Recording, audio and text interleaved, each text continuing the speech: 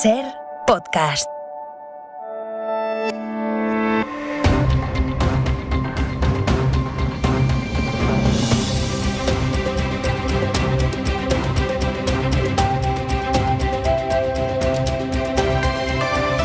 En la cadena SER, Hoy por Hoy, con Ángeles Barceló. Pausa con Janssen y prisa con Pfizer. Hola, muy buenos días. La Agencia Europea del Medicamento y el Comité de Expertos de Estados Unidos necesitarán días al menos para averiguar si existe relación entre las vacunas de Janssen y los trombos que han aparecido en 6 mujeres de las millones de personas que habían recibido la vacuna. Los expertos estadounidenses han pedido como mínimo una semana para recabar más datos. Y mientras se espera con una vacuna, la idea es que otra, la de Pfizer, ocupe el lugar de las que ahora faltan. José Luis Astre, hola. Hola, buenos días. La Comisión ha acordado con la farmacéutica estadounidense asociada con la alemana BioNTech que para este trimestre envíe 50 millones de dosis más. El 10% de ellas, 5 millones, van a ser para España. Y la Comisión Europea está negociando, además, más compras de esta marca de la que no se han reportado problemas. Sanidad espera con todo que la vacuna de Janssen pueda administrarse en unos días en cuanto se pronuncie la Agencia Europea del Medicamento. Desde La Haya, informa Iman Rashidi. Antes de que Estados Unidos decidiera paralizar el uso de Janssen, la EMA ya había empezado a investigar lo que llama señal de seguridad sobre los casos de tromboembolismos detectados tras la vacunación en ese país. De todas formas, y como Janssen ha pedido a los países europeos que no usen las dosis que han recibido, la EMA no hace ninguna recomendación nueva y promete acelerar su investigación para dar la próxima semana una conclusión que guíe las decisiones de los países para que decidan, en base a la ciencia, si usan o no la vacuna de Janssen. Tampoco hay decisión de momento sobre qué va a hacer nuestro país con la segunda dosis de AstraZeneca en aquellas personas que recibieron la primera. Espero que en breves días pueda compartir con el Consejo y también con todos ustedes esta propuesta para poder llevar a cabo la toma de decisiones sobre esta cuestión de la mejor manera posible. No solo las vacunas tendrán que esperar. También el proyecto de pasaporte o de certificado de vacunación, clave para la movilidad este verano, aunque Europa introduce ahora modificaciones relevantes. Porque se aplicará de manera desigual. Bruselas, Griselda Pastor. Son importantes, sí, los cambios que han introducido los gobiernos en el proyecto de certificado, ya que su entrada en vigor no va a ser efectiva en todos los países de la Unión para estas vacaciones, puesto que a petición de Francia y de Alemania, los 27 aceptan dar 6 semanas más a los gobiernos que no estén preparados a partir de su entrada en vigor. Y esto, además de saber que han fijado un plazo de 12 meses, es decir, que este certificado, para que sea válido el año próximo, necesitará otra propuesta de ley. Y al margen de esto, los datos que incluirá el certificado tampoco son todos los que había propuesto la Comisión. Vacunas sí, test PCR y antígenos también, pero los anticuerpos no. Decisión que han tomado a 27 y que ahora debe ratificar el Parlamento. A las 8:30 estará en Hoy por Hoy Nadia Calviño. A la vicepresidenta económica le vamos a preguntar por el plan de reformas que España presentará a Europa y del que ayer habló con los sindicatos y la patronal. Abordaremos también con ella las previsiones económicas que dibujan para España tanto la OCDE como el Fondo Monetario Internacional. Urgen a España que acometa reformas en el modelo económico. Y es llamativo que la OCDE prefiera esperar antes de tocar los impuestos, Jordi Fábrega. Para aprovechar al máximo la recuperación, España tiene que reformar sus estructuras para atajar sus debilidades, dice la OCDE, que cita una larga lista de problemas: baja cualificación profesional, disparidad de normas autonómicas, sistema fiscal poco eficiente, y aunque en ese aspecto reitera que hay margen para eliminar bonificaciones en el impuesto de la renta y para subir el IVA de algunos productos, recomienda no tocar impuestos hasta que la recuperación se haya consolidado.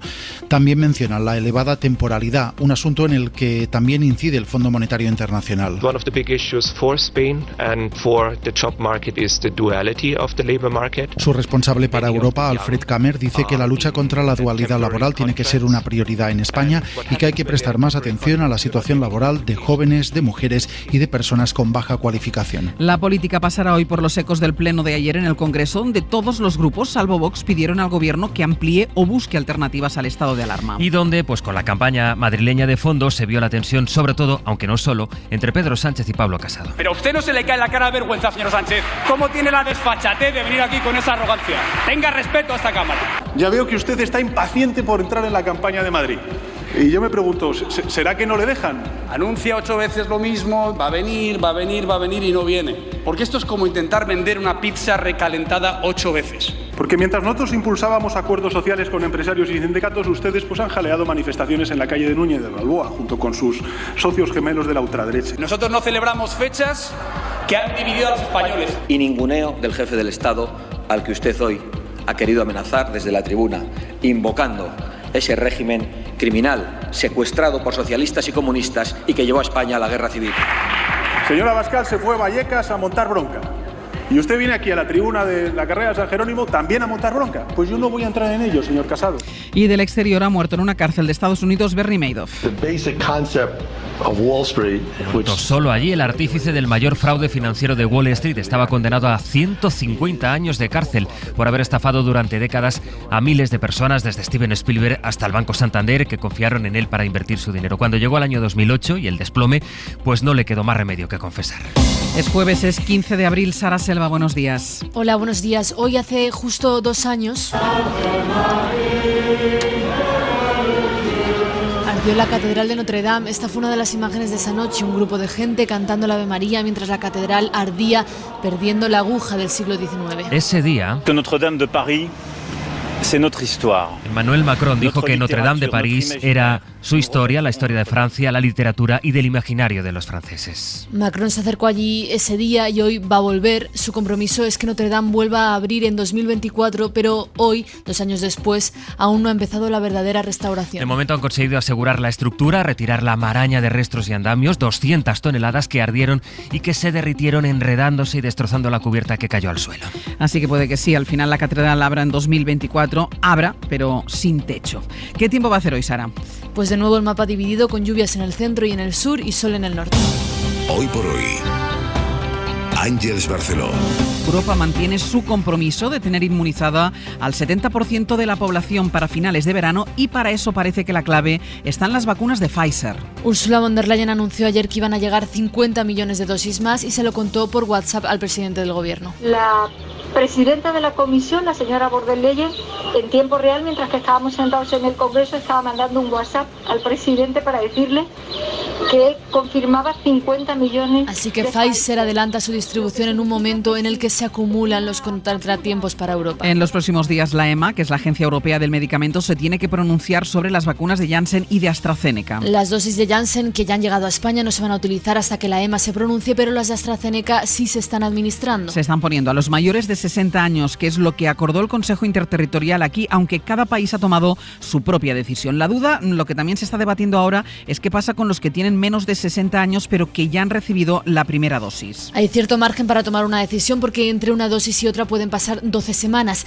y en eso están ahora las autoridades sanitarias aquí, en decidir qué hacer con la segunda dosis. Madrid y Andalucía, por ejemplo, piden que quien quiera ponérsela se la ponga. Esto responde la ministra. El Consejo Interterritorial adoptó un acuerdo y era que las vacunas de AstraZeneca se iban a administrar a mayores de 60 años. Ese es un acuerdo que ya está adoptado. Por tanto, hay una propuesta diferente y tendrá que valorarse, pero también quiero ser muy clara.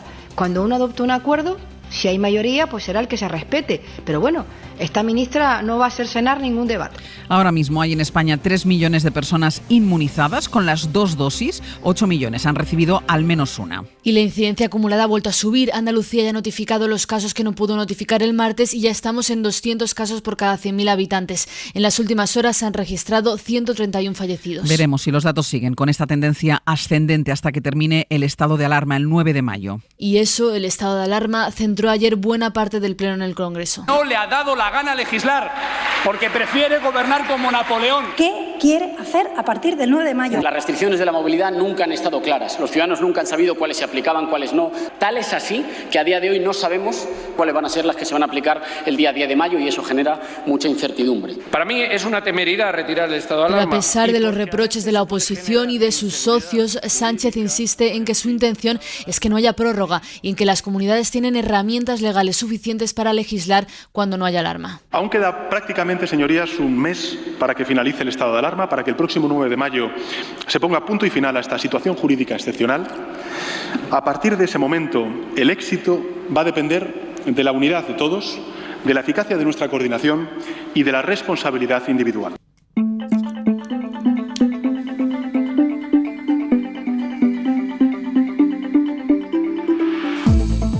Señora Díaz, bienvenida, le deseo suerte en sus nuevas responsabilidades, siempre que sea para el bien de España, aquí nos tendrá, pero mucho me temo que su visión comunista de la política va en contra de los intereses de los ciudadanos.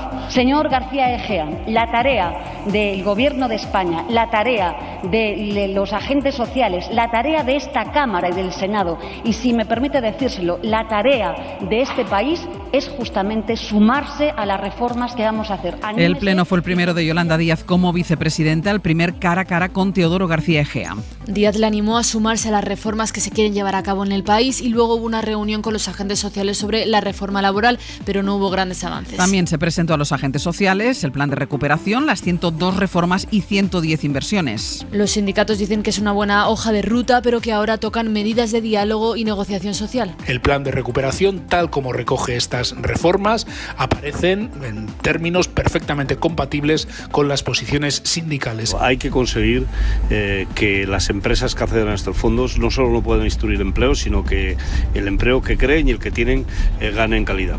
Y luego están las elecciones en Madrid. Está previsto que el Tribunal Constitucional se pronuncie en los próximos días, hoy o el viernes, sobre las listas del PP, sobre la decisión de un tribunal de Madrid de anular la candidatura de Toni Cantó. La Fiscalía pide que se desestime el recurso del Partido Popular y que, por lo tanto, Cantó no pueda ir en las listas. Javier Álvarez. La Fiscalía insiste, como ya lo hizo ante el juez de lo contencioso administrativo, que Cantó no puede estar en la lista de candidatos por Madrid.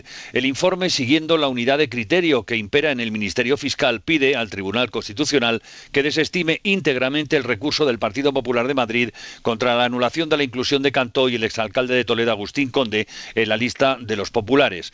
Ambos candidatos, reconoce el fiscal, son inelegibles por haberse empadronado en la Comunidad de Madrid después del cierre del censo electoral vigente, es decir, después de enero de este año. No cumplen, por tanto, los requisitos, concluye el fiscal, con lo que el Constitucional tendrá que resolver sin remedio la desestimación del recurso de amparo presentado. Eso dice la Fiscalía y esto otro la presidenta Isabel Díaz Ayuso. Pase lo que pase con la candidatura, pase lo que pase con la lista, tú ya has ganado. Y pase lo que pase, ya estarás siempre con nosotros. Vas a ser siempre uno de los nuestros. Toni es y va a ser eternamente nuestro candidato en estas elecciones, pase lo que pase. En la cadena SER, Hoy por Hoy, con Ángeles Barceló.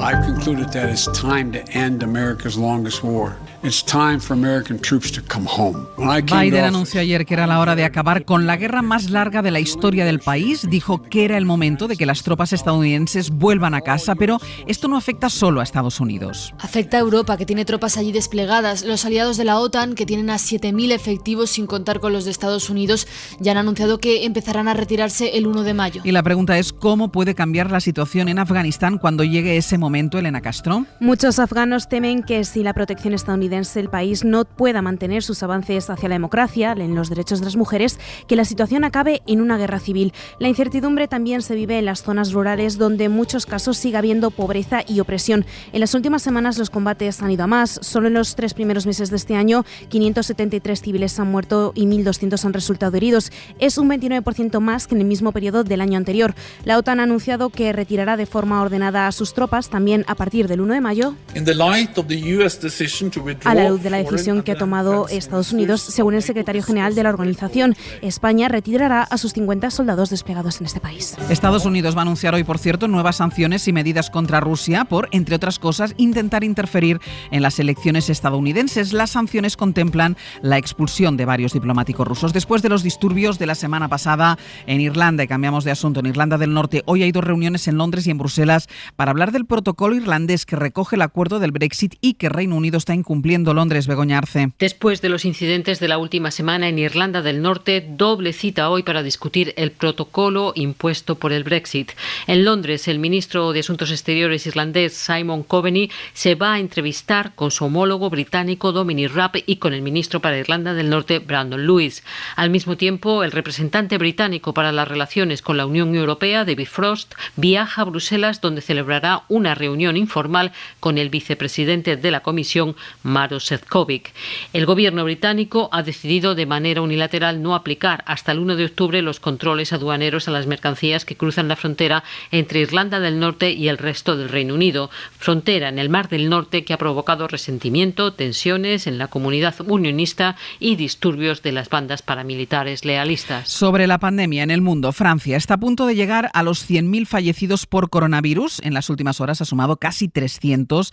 Allí Macron ha anunciado un programa de ayuda psicológica gratuita para menores. La idea es que todo el que necesite, siempre que tenga la prescripción de un médico, pueda tener hasta 10 sesiones gratis con un psicólogo. Las urgencias de psiquiatría han aumentado en Francia un 40% en 2020. Y en Portugal el gobierno va a decidir hoy si sigue adelante con su plan de desescalada a partir del lunes. Lisboa, Lucas Font. La pandemia sigue bajo control en Portugal, 8 muertos y cerca de 700 contagios en las últimas horas, pero el gobierno mira con preocupación la evolución de 2 indicadores que están al alza, la incidencia acumulada y la tasa de transmisión.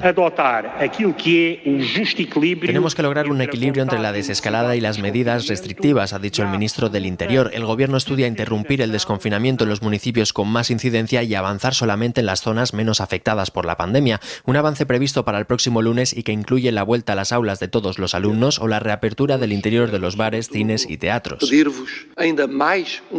Tenemos que hacer un esfuerzo más para no volver atrás, ha dicho el presidente de la República. El gobierno también decidirá hoy si mantiene los controles en la frontera con España hasta finales de abril. Aquí en España, este curso han aumentado el número de becas concedidas a estudiantes, casi 100.000 más que el año pasado, Adela Molina. Los 345 millones más en el presupuesto para becas de este curso, hasta los casi 1.900 millones en total, han servido para que 94.000 estudiantes más reciban una ayuda para poder estudiar. En estos nuevos becarios hay 40.000 universitarios y 54.000 no universitarios. Los cambios en la convocatoria, que elevó el umbral 1 de renta, el que da derecho a la ayuda completa para que más alumnos pudieran optar a ella, han supuesto también un incremento en las cuantías, de un 13% la no universitaria hasta los 1.600 euros de media y de un 4% en la de quienes estudian en la universidad. Los datos los ha dado esta mañana el secretario de Estado de Educación, Alejandro Tiana, en la reunión del Observatorio de Becas, en la que se ha presentado la propuesta de convocatoria de ayudas del próximo curso, para la que ha recordado habrá otros 128 millones de euros más respecto a la de este año. Y Marvel acaba de estrenar una serie en Discovery Plus y Pepa Blanes ha hablado con Daniel Brühl, uno de sus protagonistas. Hay que esperar 3 episodios de Falcon y el Soldado de Invierno, una nueva serie de Marvel para Disney Plus, para que llegue lo más divertido, el personaje de Daniel Brühl. El actor alemán y catalán vuelve a ese personaje con el que ya le vimos en la gran pantalla, que le encanta por sus claroscuros y porque él también quiere acabar con los superhéroes. Y eso de que no pueda haber o no debe haber superhéroes, me parece muy correcto. Brühl dice que Marvel consigue hacer entretenimiento, pero además hablar de temas tan importantes como la inmigración o el racismo. Estamos en la era del Black Lives Matter. Hoy por hoy, con Ángeles Barceló. Pues las cosas como son, Sastre. Hoy hay que ser justos. Sí, aunque te pueda doler, pero las cosas como son. No. O a los dos. No hace ni 4 meses este equipo de fútbol estaba en crisis, que si el Alcoyano, que si Zidane, que estaba la cosa muy negra. Y ahora, pues eso. Hay que decir las cosas como son. Y además, la enhorabuena. Es el único equipo de la Liga que estaba en cuartos y es, por tanto, el único que ha pasado a semifinales. El Madrid se va a enfrentar al Chelsea. Escuchen a Zidane el día 5 de febrero. ¿Qué me está diciendo? Que todos los días estoy fuera, claro. Y me reivindico con los jugadores, con la plantilla, de dejarnos trabajar. Y nosotros vamos a pelear, claro. Me reivindico en eso, porque nosotros merecemos. Vamos a escuchar a Zidane esta misma noche. Es el carácter que tiene, porque quiere siempre más. Un momento complicado, es un equipo que se junta. Es un equipo que cuando más dificultad tiene ese equipo, más se juntas y más quieren sacar esto adelante. Es el carácter. Más que la calidad, es el carácter, dice el entrenador Antón Meana. Buenos días. ¿Qué tal? Buenos días. Empate en Anfield, pero la cosa estaba ya hecha en la ida. Sí, porque la ida fue mucho mejor y ayer fue un equipo muy inteligente, que supo jugar con cabeza, que tenía muchas bajas y que lleva con esta atención 9 semis de Champions en los últimos 11 años. Ahora lo ampliamos, Meana. Hablando de fútbol, por cierto, o de la incidencia del fútbol. Bueno, si incide el fútbol en un país, ese país es Argentina, que ha registrado su cifra diaria de muertes por COVID más alta en lo que va de año, 368, y el presidente del país, Alberto Fernández, ha anunciado más restricciones para Buenos Aires. Desde las 20 horas hasta las 6 de la mañana no se puede circular por las calles. Bien, la Asociación de Fútbol Argentino, la AFA, ha hecho un nuevo anuncio televisivo para pedirle a la gente que aguante, que se queden en sus casas. Mezcla el anuncio charlas técnicas de entrenadores con los mensajes que dan a sus futbolistas con imágenes de la lucha médica contra la pandemia. Que la gente se pone nerviosa, con razón por otra parte, pero piensen que atrás de esto hay un país que no disfruta de hace mucho tiempo. Lo único que le voy a pedir a la gente es calma, que lo vamos a sacar adelante. Juguemos como juguemos, este partido lo ganamos unidos, acaba el Sport. Pues enseguida hablamos del deporte y repasamos como siempre hasta ahora la revista de prensa que, por cierto, hablando de quedarse en casa y de lo que se publica en los periódicos... Esta madrugada El País ha tuiteado esta información. Dice: la incertidumbre, el estrés por la pandemia y el teletrabajo ha hecho mella en todas las parejas. Dice todas, que es mucho decir, pero eso es lo que pone. Y añade: un estudio muestra que en el 43% de los casos, el 43%, ha disminuido la calidad de la vida sexual, que es también mucho decir. Bueno, como en las elecciones, una cosa son las encuestas luego lo que la gente vota de verdad.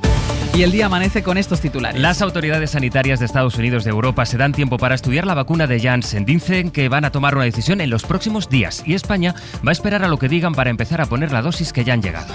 Y mientras se analiza la de Janssen y la AstraZeneca, la Comisión Europea anuncia que Pfizer adelanta su distribución a Europa. 50 millones de dosis que van a llegar antes de julio. 5 millones van para España. El Gobierno ya ha presentado a los agentes sociales el plan de recuperación del que dependen los 140.000 millones de euros de Bruselas. Ayer se reunió la vicepresidenta económica Nadia Calviño con ellos y hoy va a estar ella aquí en la SER. En las últimas horas, Salvamento Marítimo ha rescatado a unas 80 personas que intentaban llegar a las Islas Canarias y hoy van a escuchar aquí en la SER cómo ha sido el entierro de Helen, porque al final la pequeña de 18 meses que murió en el suelo del puerto de Arguineguín se llamaba Helen Inonabodi. Su madre, Masa, está ahora en un centro de Cruz Roja. Lo importante de todo esto es que no se olvide de aquí a 2 meses cuando pase la noticia de que una bebé ha muerto, sino que todos nos demos cuenta que esto continúa pasando, que continúa ocurriendo y que lo que tenemos que hacer es... Nicolás Castellano ha estado allí en el entierro, a las 8 lo escuchamos. Y además, Sara. También sobre migración, primera sentencia contra el bloqueo que cientos de migrantes sufren en las Islas Canarias. El juez dice que la policía no puede impedir que un migrante viaje de Canarias a la península con su pasaporte. Radio Club Tenerife, Héctor Palmero, buenos días. Y en esa línea, hola Ángeles, buenos días. El juzgado de lo contencioso administrativo número 5 de Las Palmas de Gran Canaria ha ordenado a los cuerpos policiales que se abstengan de impedir que un inmigrante llegado en patera a las islas tome un vuelo a la península siempre que porte, como decían, su pasaporte o una solicitud de asilo. El juez ha concedido esta medida cautelar de amparo a uno de los muchos inmigrantes que en los últimos meses vienen denunciando que la policía los retiene por la vía de los hechos en el archipiélago y eso, aunque cuenten con su documentación para viajar, deteniéndolos durante horas cuando acuden a un puerto o a un aeropuerto a tomar un transporte hacia territorio peninsular. Los Mossos de Escuadra han detenido a un hombre acusado de matar a su expareja, una mujer de 35 años, en un piso de Manresa. Radio Barcelona, Sergi López, buen día. Buen día. La mujer la localizaron muerta sobre las 2 de la tarde de ayer en el piso de las afueras de Manresa donde residía. Su expareja sentimental, que todo apunta que es el autor del crimen, se intentó suicidar después de matarla. El hombre ha quedado ingresado en el hospital, detenido y custodiado por los Mossos de Escuadra. El Ayuntamiento de Manresa ha decretado 3 días de luto. Es el primer crimen machista en lo que llevamos de año en Cataluña. En la cadena SER, Hoy por Hoy, con Ángeles Barceló. Vamos a repasar ya la prensa con Pedro, con Sara y con Sastre. Bueno, el retraso con Janssen, la llegada de Pfizer, la estrategia de vacunación sigue centrando muchos titulares y muchos análisis, Pedro. Sí, la esperanza se llama Pfizer.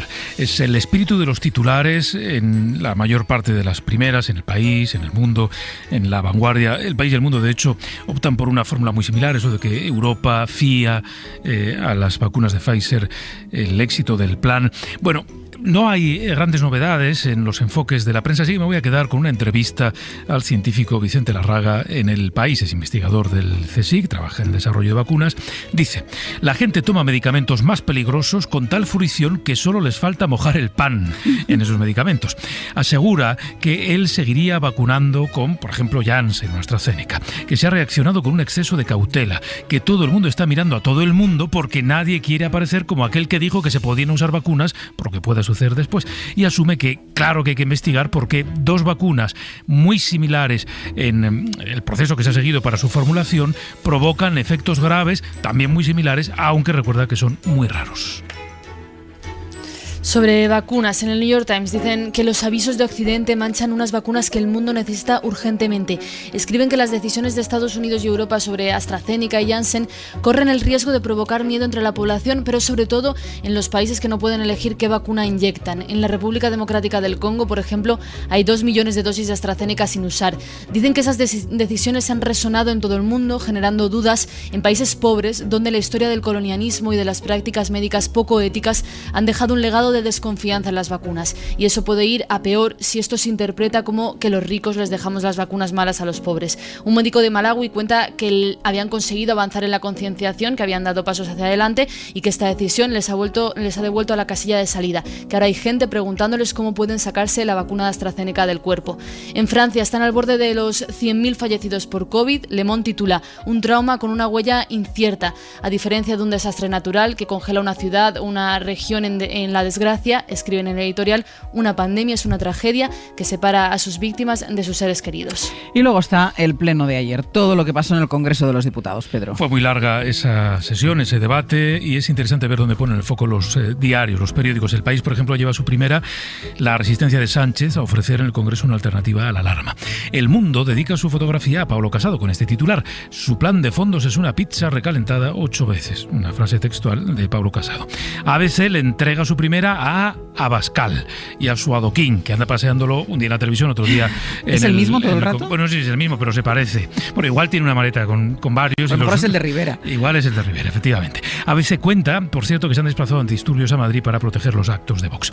Luego los editoriales. El del Mundo está dedicado a Pedro Sánchez. Esto no es novedad, viene a ser una constante en los últimos días.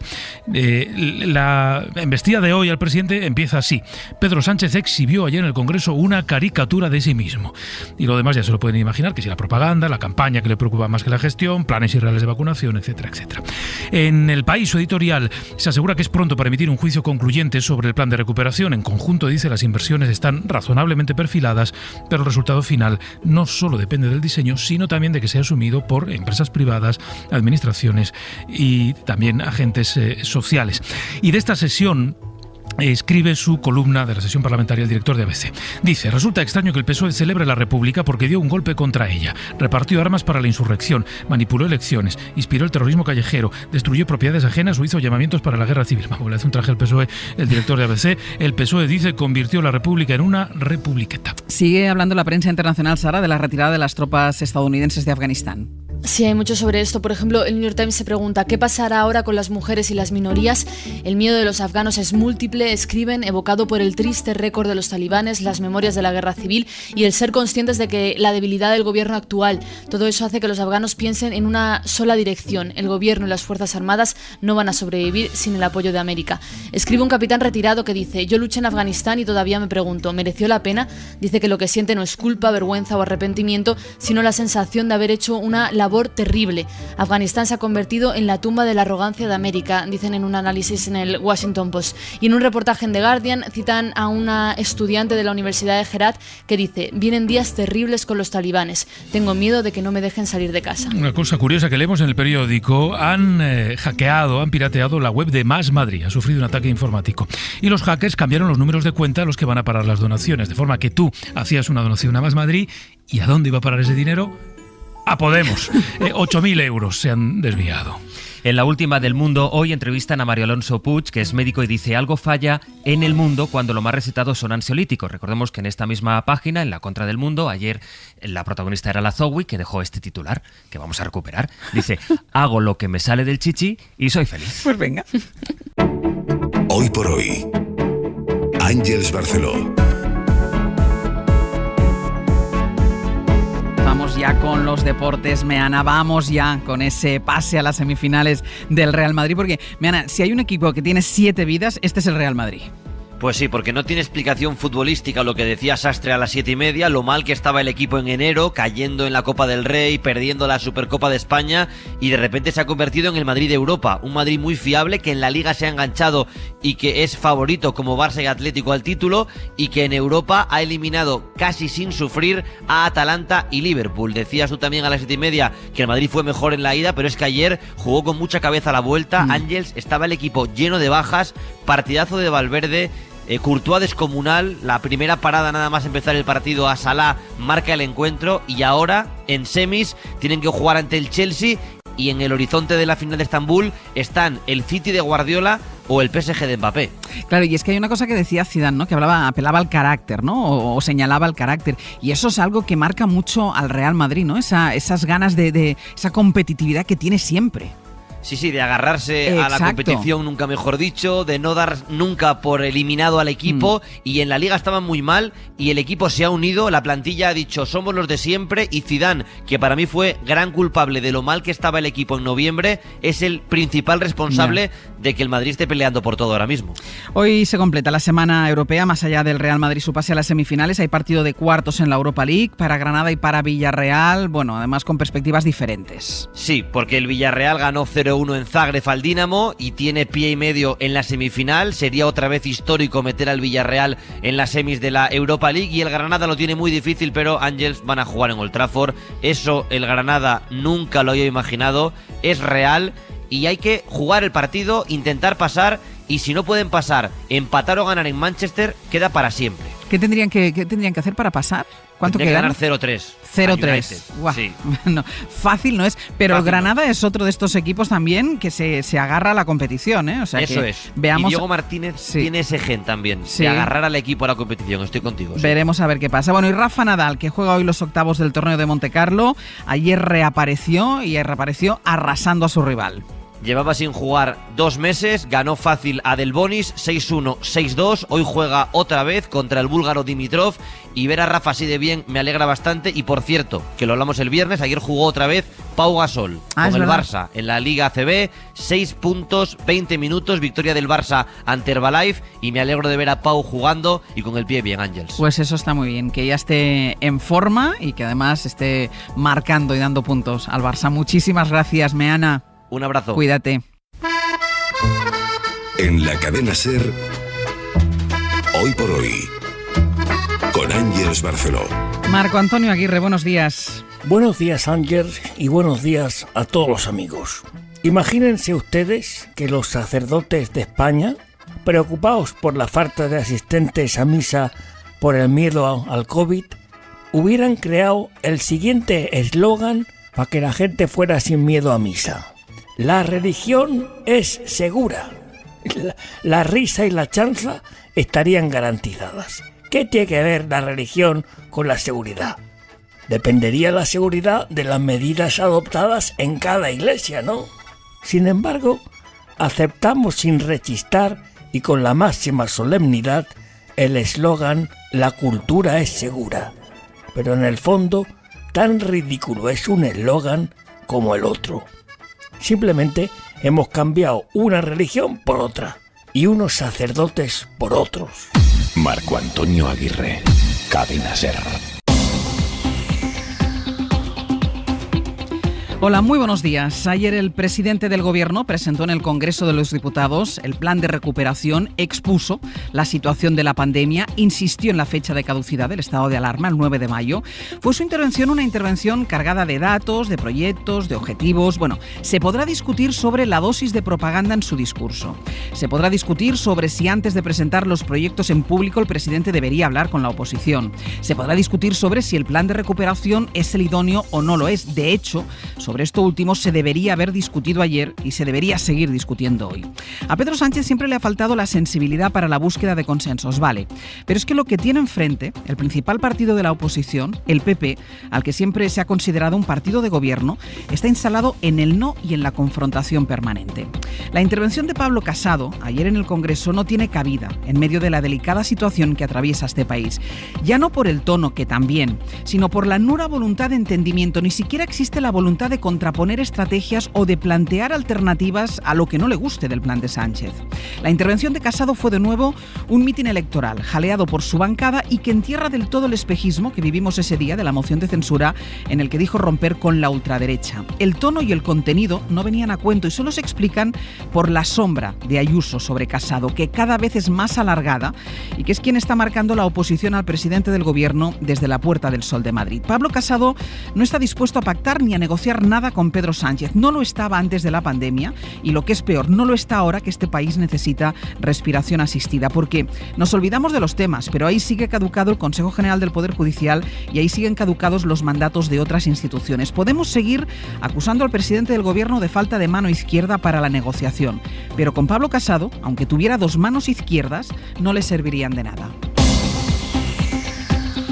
Jueves de lluvia en varios rincones del país. Jordi Carbó. Llueve ahora en Extremadura, también en algunos puntos de Castilla-La Mancha. Aquí chubascos más aislados a partir de mediodía se extenderán a la Comunidad de Madrid, sur de Castilla y León, Andalucía, también en la Ibérica, Comunidad Valenciana y Murcia. No esperamos grandes acumulaciones de agua porque, a pesar de que algunos chubascos serán intensos, no durará mucho. También durante la tarde tormentas en el Pirineo, más sol en el resto del país y en general ambiente un poco más fresco que ayer.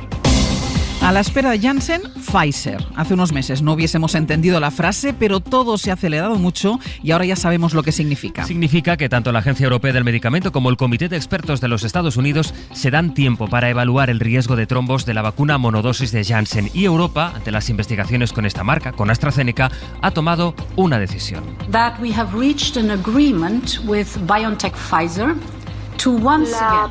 Presidenta de la comisión, la señora von der Leyen, en tiempo real, mientras que estábamos sentados en el Congreso, estaba mandando un WhatsApp al presidente para decirle que confirmaba 50 millones de Pfizer.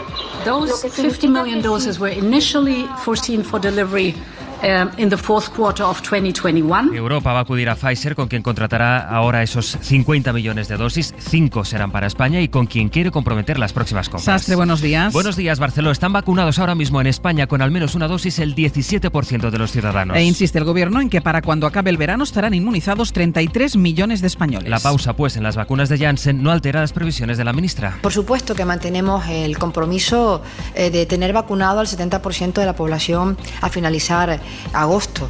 Vamos a dibujar casi en formato pregunta-respuesta el mapa en el que estamos ahora mismo. Pendiente del Consejo Interterritorial que se celebró ayer estuvo Mariola Lourido. Buenos días.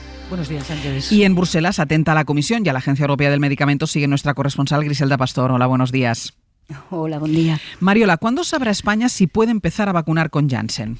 En unos días. A diferencia de otros países, España ha aplazado esta decisión. Sanidad ha optado por esperar al informe técnico sobre los trombos de la Agencia Europea del Medicamento antes de empezar a vacunar con Janssen. Cree que ese pronunciamiento será la próxima semana, que será favorable al uso de la vacuna, aunque, como ocurrió también con AstraZeneca, con cambios y recomendaciones en el prospecto sobre estos efectos adversos graves, pero también raros e infrecuentes. El Ministerio destaca que la propia farmacéutica ha pedido que no se use su vacuna hasta conocer la decisión de los expertos.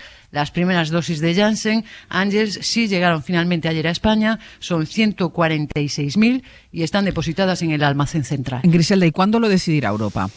Bueno, además sacó ayer un comunicado, habla de una posición coordinada para la próxima semana, mientras insiste de momento en eso, de que los beneficios son mayores que los riesgos. La decisión que ha tomado von der Leyen, en todo caso, Griselda, es acudir a Pfizer. Eso sí, Pfizer aumentará la distribución de sus dosis. And this is why I'm pleased to announce, un placer, dice von der Leyen, anunciarles que habrá 50 millones más para este trimestre, mientras confirma que han empezado a negociar ya el contrato para el próximo año y para el que viene. Una opción de compra que triplica la actual, son 1.800 millones de dosis y supone, en medio de las dudas de AstraZeneca y de Janssen, el gesto que confirma una opción estratégica europea, aunque la presidenta no admitió ayer preguntas en su comparecencia. Vamos a recordar la diferencia entre la vacuna de Pfizer y la de Janssen. Esta última, igual que la de AstraZeneca, emplea lo que se llaman adenovirus, los virus atenuados. La de Pfizer, en cambio, usa una tecnología distinta, nueva, el ARN mensajero. No es un virus, sino una especie de manual de instrucciones a las células para que ellas generen una proteína. Esta decisión de acudir a una farmacéutica en vez de a otras, Mariola, ¿cómo afecta a España? Lo más inmediato, de ese adelanto de 50 millones de Pfizer, a España le tocan aproximadamente 5 millones de dosis, inyecciones que van a compensar el retraso de Janssen, porque se van a destinar a los mayores de 70 a 79 años, que es además el grupo de riesgo más rezagado. Solo 1 de cada 4 ha sido vacunado. Según la ministra Darias, si finalmente se da luz verde a Janssen, dispondremos en este mismo trimestre de 5 millones más de dosis, hasta 43 millones, y este aumento refuerza el argumento de la ministra de no espaciar la segunda dosis frente a esa petición que hacen Cataluña, Madrid o Andalucía de priorizar la primera. Dice Darias que hay que garantizar la máxima protección a los mayores, que son los más vulnerables, con la pauta completa. Eso en cuanto a las vacunas. Sobre la incidencia, está por encima de los 200 casos por 100.000 habitantes, 201 en concreto. Navarra, Madrid y Euskadi están en situación de riesgo extremo y las UCI en todo el país están al 22% de ocupación. Y sobre el pasaporte, Griselda, que iba a ser clave para pensar en la movilidad de turistas por Europa este verano, finalmente no se pondrá ahora en marcha en todos los países. Pues ni será general, porque a petición de Alemania y de Francia, quien no pueda aplicarlo se darán 6 semanas en las que para muchos se irán las vacaciones, ni incluirá todos los datos que pedía Bruselas, porque no entran los anticuerpos, ni valdrá para el verano que viene del año próximo, porque la ley, que es prorrogable, eso sí, caduca en 12 meses, al margen de que en sí mismo no anula tampoco ni las cuarentenas ni los test si quieren aplicarlas los gobiernos, lo que en la práctica, ya a la espera de lo que diga el Europarlamento, el proyecto defendido por España y por Grecia nace, pues en fin, con muchas menos expectativas de las que había generado. Griselda Mariola, gracias. A ti. Hasta ahora. Hasta luego. De fondo aquí en España está pues el debate político sobre si conviene ampliar la alarma o reforzar en cambio las medidas, como de una manera o de otra le vinieron a decir ayer al presidente del gobierno la mayoría de partidos en el pleno. Con más o menos intensidad. No le ha dado la gana legislar porque prefiere gobernar como Napoleón. ¿Qué quiere hacer a partir del 9 de mayo? Las restricciones de la movilidad nunca han estado claras. Para mí es una temeridad retirar el estado de alarma. Y porque a veces se puede generar inseguridad jurídica. Y esta es la posición del presidente del gobierno. La intención del Gobierno es no prorrogar el estado de alarma. Cada decisión que hemos tomado ha estado, con todo, alineada con el saber de los expertos, la comunidad científica y la evolución de la pandemia.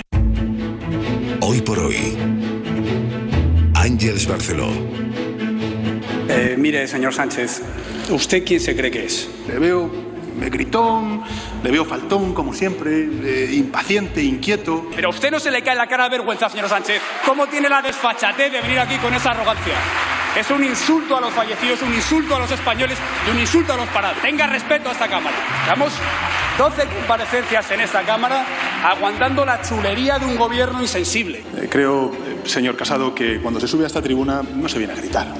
Todos los temas de la actualidad se concentraron ayer en el Pleno del Congreso. Fue todo a parar allí y a mezclarse: las vacunas, la pandemia, los fondos europeos, la campaña en Madrid. Siga usted yendo a mítines en Madrid. Como siga apareciendo, la mayoría absoluta está asegurada. Gracias, señor Sánchez. Ya veo que usted está impaciente por entrar en la campaña de Madrid. Y yo me pregunto, ¿será que no le dejan? PP rompe unilateralmente con ustedes en Madrid, le roba tránsfugas, conspira para su desaparición. Lo suyo con el PP, señor Arrimadas, es síndrome de Estocolmo. Pero le voy a decir una cosa, señor Sánchez, la propaganda no llena la cuenta corriente de los españoles. Después, a las 9, estará aquí Inés Arrimadas, a la que preguntaremos qué tiene que decir a eso que le lanzaba Pedro Sánchez en el Parlamento, y analizaremos la posición de Pablo Casado. Es verdad que en el Congreso el presidente del PP había roto con Vox, es verdad que luego desandó parte de ese camino y asumió el discurso de Isabel Díaz Ayuso, y va subiendo el tono Casado contra Sánchez hasta que ayer... Y ahora viene a restregarnos que tiene que ser rescatado por su incompetencia y por sus mentiras. Ha ido a negociar un plan de recuperación a Bruselas, en el que reconoció que estuvo 4 días chupando rueda. Deje de tomarnos el pelo, señor Sánchez. Es usted el presidente del gobierno peor de la democracia española. Mariela Rubio, buenos días. ¿Qué tal? Buenos días. Podríamos decir que la frase más conciliadora de Casado fue esta: hagamos algo juntos, vamos a vacunarnos y a decir que es seguro cuando nos toque. Nosotros no queremos incumplir ese inédito plan de vacunación que no existe. Incluso en eso había un reproche. La estrategia en Génova, Mariela, respecto a Sánchez, la tienen clara ahora mismo. Sí, la campaña de Madrid da alas a un Casado que a partir de ahora pretende endurecer su discurso de oposición. Primero, porque hasta las elecciones en Madrid el PP va a tratar de achicar espacios a los de Abascal. Y segundo, porque en clave nacional, ahora que Ciudadanos está prácticamente fuera de la ecuación y por primera vez en las encuestas se muestran a un Vox a la baja, Génova cree que Casado tiene su momento de oro para brillar como única alternativa a Sánchez. En el PP están convencidos de que una victoria arrolladora de Ayuso le va a romper en dos la legislatura a Sánchez, y por ello creen que el tono y el fondo del discurso del líder debe reflejar esa idea. Firmeza, dicen. Existe además, Ángels, otro elemento. Un miembro de la dirección definía el discurso de Casado de ayer como, es textual, el de alguien que ha pasado de estar en una delicada situación interna a crecerse como nunca. Mariela, gracias. A vosotros. Hoy por hoy, con Ángeles Barceló. Va a venir a Hoy por Hoy esta mañana la vicepresidenta económica Nadia Calviño, con la que podremos hablar de la reunión que tuvo ayer con los sindicatos y con la patronal. El Gobierno les ha presentado su plan de reformas, el plan que a su vez España va a mandar a Bruselas con las reformas a las que se compromete a cambio de recibir los 140.000 millones europeos. Es el documento donde se habla de la transformación de nuestro modelo productivo y sobre todo de esas tres grandes reformas que son la laboral, la fiscal y la de pensiones. Y si el plan tiene que examinarlo Bruselas, también lo leen los sindicatos y la patronal con impresiones distintas. Rafa Bernardo. La patronal ha llevado a la reunión un documento en el que pone por escrito lo que han dicho otras veces de palabra, su oposición frontal a las intenciones del Gobierno de modificar la legislación laboral con el argumento de que en estos tiempos de crisis y cambio rápido eso provocaría incertidumbre, restaría capacidad de adaptación a las empresas, va contra lo que pide Bruselas e incidiría negativamente en el crecimiento y en el empleo.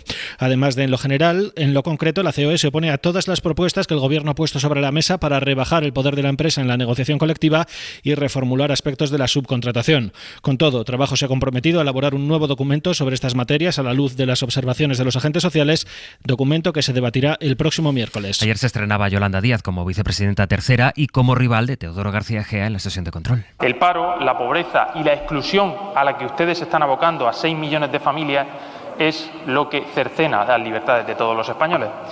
Señora Díaz, teniendo en cuenta que 1 de cada 4 españoles que quiere trabajar no puede, le deseo que los comunistas como usted tengan en Madrid un resultado electoral tan bueno para España como el que tuvieron en Galicia. Presumo que un dirigente del Partido Popular no manipula los datos de paro ni ningún dato de nuestro país. Y voy a recordarle cuál es la cifra de parados en mi país y en el suyo. Exactamente 3.940.640. Esos 6 millones de los que usted habla entiendo que le recuerdan a la gestión del Partido Popular de Mariano Rajoy, que en el 2013 tenía 6.268.000 parados.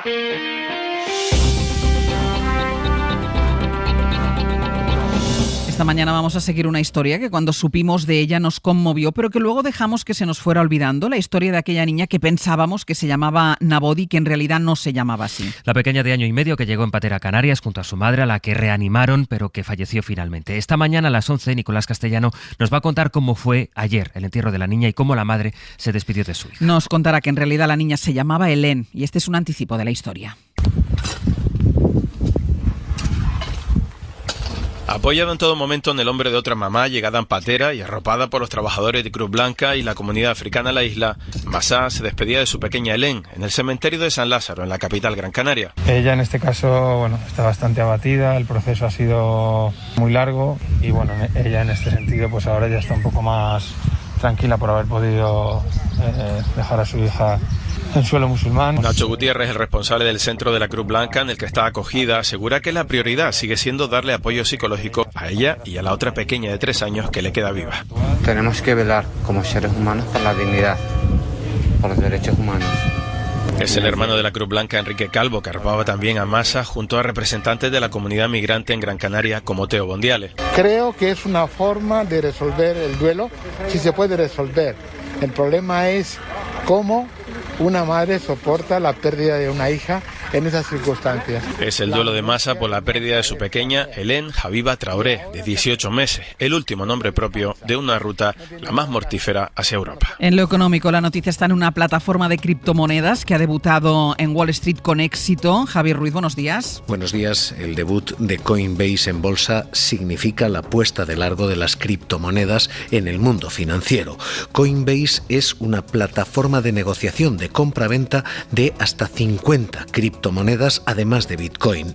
Tiene 1.000 empleados, opera en 100 países y tiene 56 millones de clientes. Desde ayer vale más que la bolsa que lo aloja. En una sola jornada vale más que BBVA y Santander juntos. Las criptomonedas cotizan como si estuvieran aquí para quedarse y hay un nuevo nombre entre los 1.000 millonarios de la ciudad.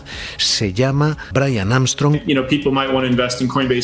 desde ayer vale 15.100 millones de dólares. La pregunta clave ahora es saber si estas monedas que empiezan a emerger son estables y están aquí para quedarse o si son fruto de especulación y tulipanes digitales.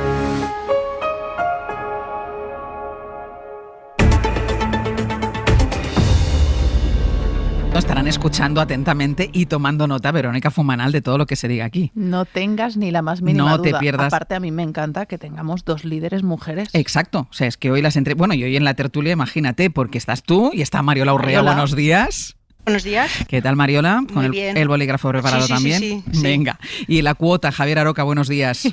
Buenos días. Si no os importa, cuoto. Cuoto, pues el cuoto, Javier Aroca. Pide paso, Javier Casal, buenos días. ¿Qué tal? Buenos días. Me pide Ángel, Casal, Javier Paso. Javier, porque has tenido acceso al programa electoral en la candidatura de Ángel Gabilondo, candidato socialista. Estás ahí leyéndotelo entero, pero ya hay alguna medida que te ha llamado poderosamente la atención. Sí, es el programa que va a presentar Gabilondo este mediodía en el Ateneo.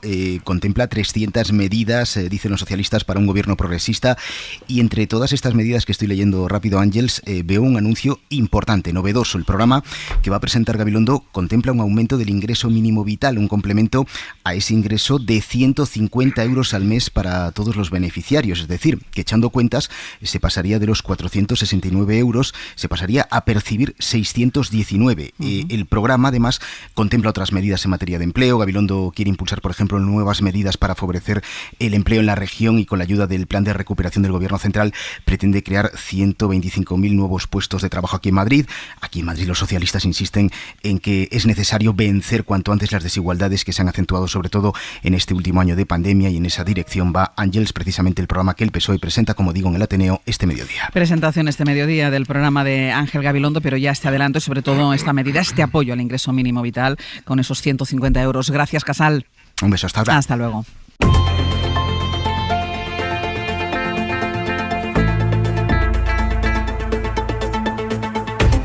Abierto Mariola Urrea, Verónica Fumanal y Javier Aroca. Saludamos ya a Nadia Calviño, vicepresidenta segunda, ministra de Asuntos Económicos y Transformación Digital. Muy buenos días. Buenos días. Vicepresidenta, ahora le preguntaré por el contenido de ese plan de recuperación. Además lo ha traído usted aquí, lleva impreso en el librito.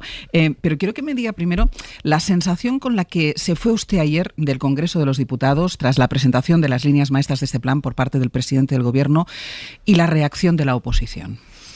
Pues Ángels, ayer fue un día de intensas emociones, la verdad, porque llevamos muchos meses trabajando día y noche, fines de semana, se puede imaginar, en poner en pie este plan para el futuro de España. El presidente del Gobierno creo que hizo una presentación ilusionante, esperanzadora, positiva, pues compartiendo su visión sobre el futuro de España y las posibilidades de nuestro país, y lo que nos encontramos enfrente pues fueron gritos, insultos, una letanía de que somos los peores. Yo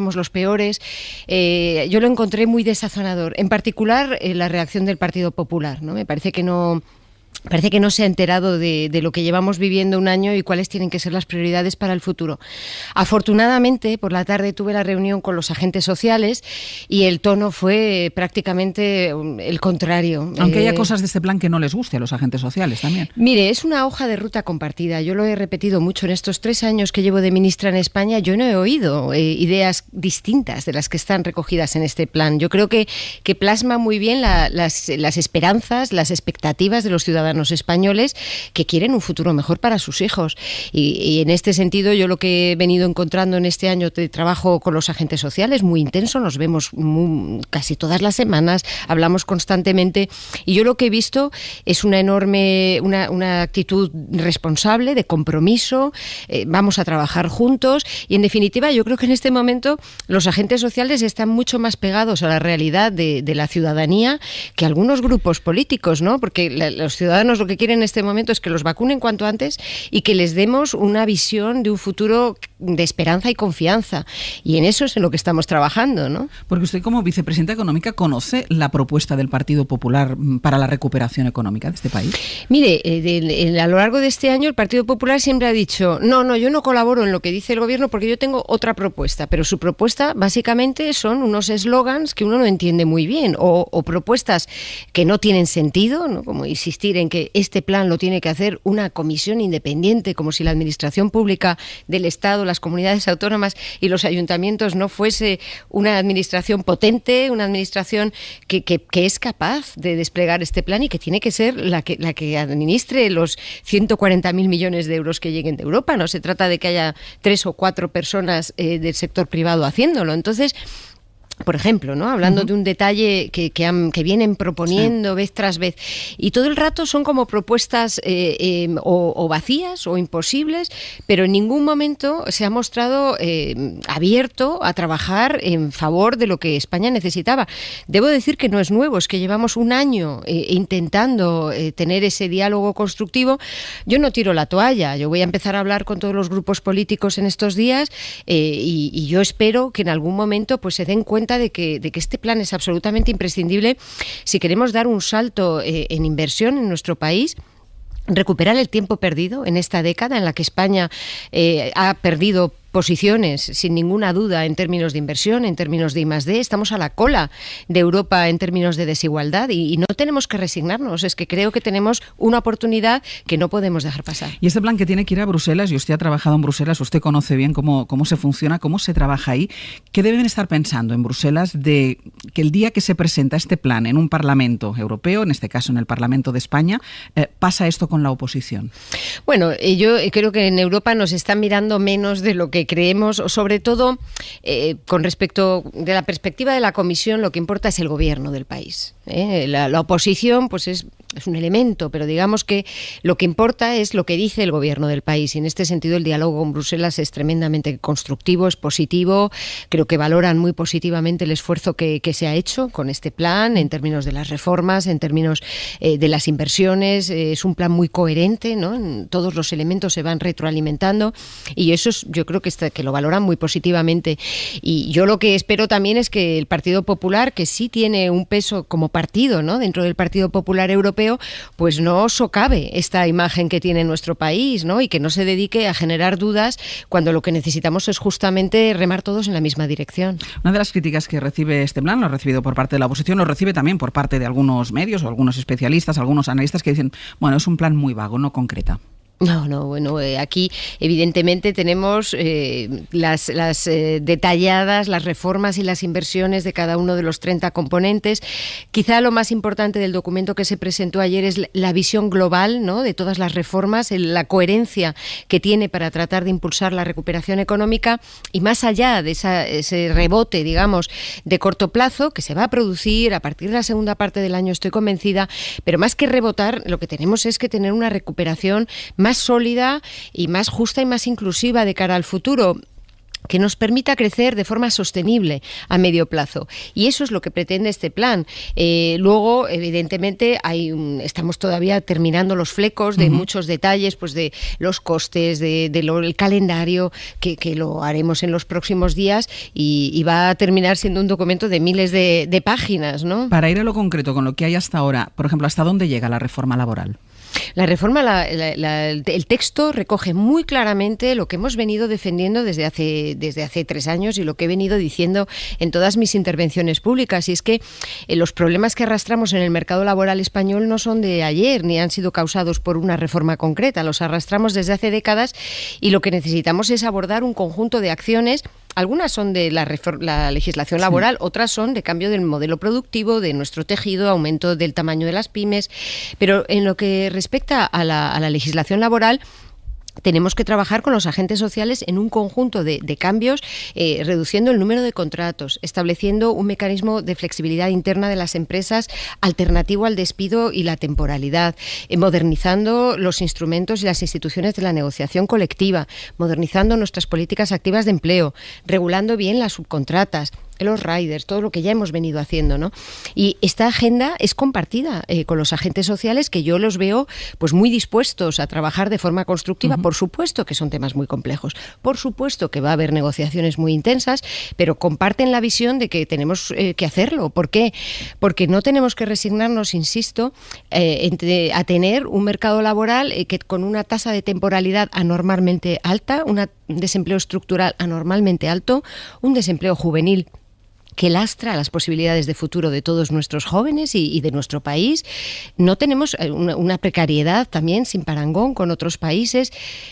No tenemos que resignarnos. Yo creo que tenemos una oportunidad. Veo a los agentes sociales dispuestos a trabajar juntos.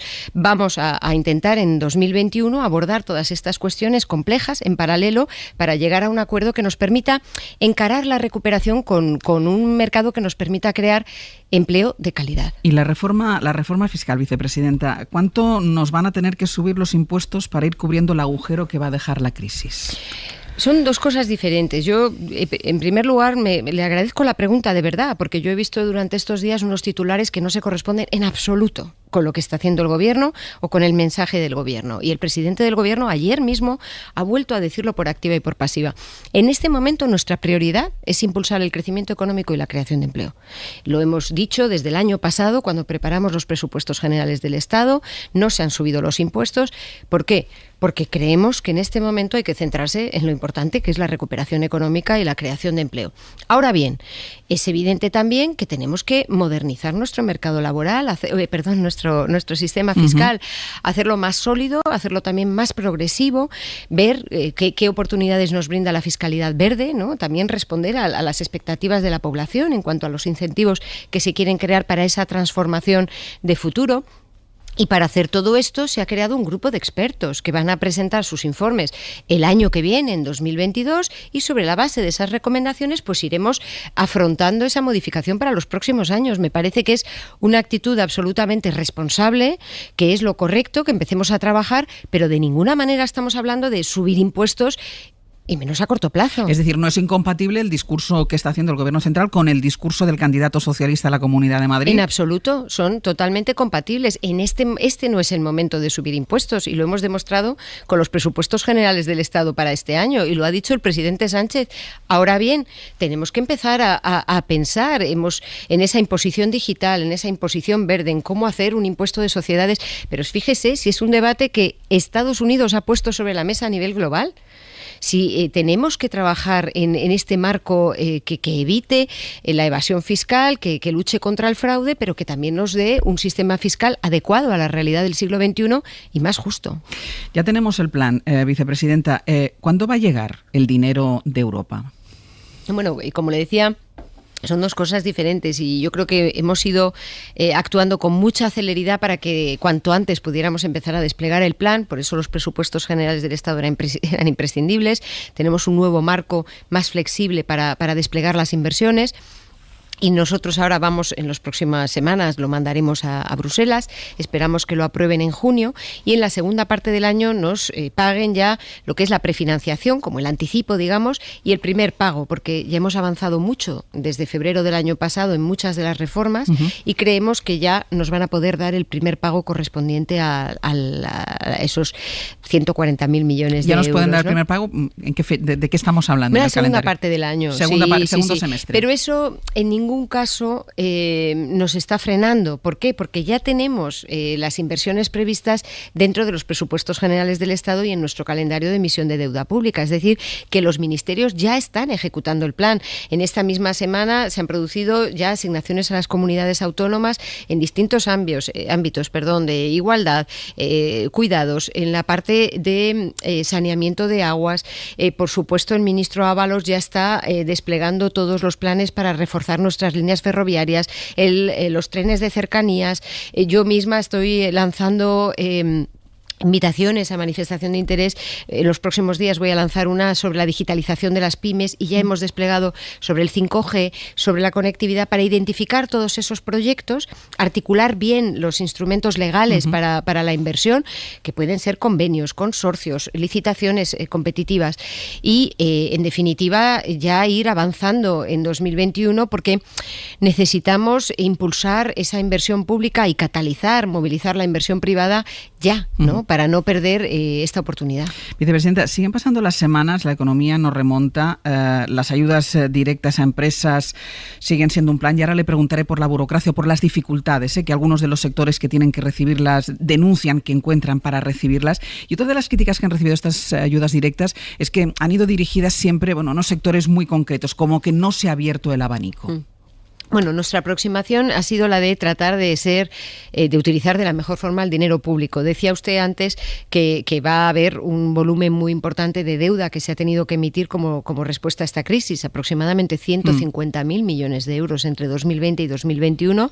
Esto es mucho dinero que vamos a tener que pagar los contribuyentes españoles y nuestros hijos y nuestros nietos, y hay que ser muy responsable cuando uno gestiona el dinero público, y por eso hemos tratado de asegurarnos de que el dinero llega a las empresas viables en los sectores más afectados, estableciendo unos criterios objetivos, sectores en los que más del 10% de los trabajadores estén todavía en ERTE y no se haya recuperado el 75% de los que estuvieron en ERTE en la primavera pasada. Y eso nos ha llevado a definir estos casi 100 sectores de actividad. Ahora bien, una vez que hemos definido estos parámetros para el conjunto del país, siempre nos hemos mostrado abiertos a responder a las especificidades. De hecho, esta misma semana la ministra de Hacienda va a enviar a las comunidades autónomas el proyecto de convenio y les va a dar la oportunidad de establecer otros sectores que se hayan visto particularmente afectados en su ámbito, y también responder a especificidades de las empresas de esa comunidad. Por ejemplo, las que hayan podido tener pérdidas en 2019 por culpa de la quiebra de Thomas Cook. Es una situación muy especial que afecta sobre todo a Baleares y a Canarias y que tenemos que incorporar, ¿no? Eso se va a incluir dentro de los convenios, y en breve yo también espero que podamos adoptar una modificación del Real Decreto Ley para que el marco legal dé ese margen de flexibilidad adicional a las comunidades autónomas, ¿no? Pero yo sí creo que para el conjunto de los ciudadanos tiene que ser una tranquilidad el que hayamos hecho un esfuerzo de que se concentren sobre todo los recursos en aquellos sectores y aquellas empresas que de verdad lo necesitan. Y ante la queja, la demanda, y además lo escuchamos porque aquí en la radio suena muchas veces, las dificultades para que lleguen estas ayudas directas, ¿es por culpa de la burocracia? Bueno, yo no creo que haya habido dificultades en que lleguen las ayudas. Desde marzo del año pasado pusimos en pie un mecanismo, por ejemplo, para canalizar los avales del ICO sin parangón. La verdad es que tanto el ICO como las instituciones financieras pusieron en pie nuevos sistemas informáticos para gestionar un volumen de crédito que, fíjese, son más de 120.000 millones de euros los que se han movilizado. ¿Se puede imaginar el trabajo, las millones de operaciones que se han procesado? Y fue en cuestión de semanas se puso en pie este mecanismo y nos ha permitido canalizar estos recursos de la forma más eficiente que en toda Europa. Nuestro programa es el que más crédito ha canalizado a la economía real. De la misma manera, en cuestión de semanas pusimos en marcha el mecanismo de los ERTES, que es verdad que en un primer momento tuvo sus dificultades. Todo esto con los funcionarios públicos teletrabajando. El esfuerzo que se ha hecho por parte de la administración pública para responder, y yo le voy a decir el compromiso de los funcionarios que han trabajado desde su casa los fines de semana con su mejor voluntad para tratar de poner en pie esto, el ingreso mínimo vital, todos los nuevos instrumentos en unas circunstancias muy difíciles, ¿no? Pues todo esto nos ha permitido, yo creo, que las ayudas lleguen a la economía real, y a las pruebas me remito, ¿no? Hemos conseguido, gracias a todo este programa de ayudas tan intenso y tan importante desde el punto de vista cuantitativo, proteger el tejido productivo, proteger el empleo y proteger las rentas de las familias. Y eso nos da una base muy buena para que el consumo se recupere en la segunda parte del año. Yo creo que todos estamos deseando, ¿no?, poder recuperar la movilidad, poder salir, poder volver a cenar con los amigos, y esa energía positiva pues es la base de la recuperación, y nos demuestra que esta crisis ha sido abordada de una manera muy distinta a la crisis anterior, y eso afortunadamente hace que la salida también pueda ser muy distinta. Esa energía positiva y esa vacunación, vicepresidenta, ¿con cuánta preocupación mira usted el retraso en las entregas de algunas vacunas, los parones para investigar los efectos secundarios? ¿Cuánto le preocupa que la vacunación, es verdad que el gobierno insiste en que se va a poder mantener ese porcentaje de inmunización de la población para finales de verano, pero cuánto le preocupa a usted, cuyo departamento está directamente vinculado a la vacunación? Bueno, a mí la vacunación, como a todos los ciudadanos, me preocupa en todos los planos, empezando por el personal. Ayer le confieso, Ángeles, que la mejor noticia que tuve en el día fue que a mis padres los van a vacunar este viernes. La verdad es que me emociono. A mi padre le dan hoy la segunda dosis. O sea, que yo creo que todos estamos, ahora ya no es el qué tal estás, sino y cuándo te vacunan o cuándo vacunan a tus padres, ¿no? O sea, que todos estamos muy pendientes, porque todos vemos que la vacunación es el elemento fundamental para recuperar la tranquilidad que hemos perdido desde hace un año, ¿no? Entonces, eso en lo personal, ¿no? Sí. En lo profesional... Ayer lo decía también la ministra Darias, hablaba así en la rueda de prensa, decía esto, la emoción que siento cada vez que me entero de alguien de mi entorno al que vacunan. Sí, yo creo que todos estamos pues con esa dinámica, ¿no?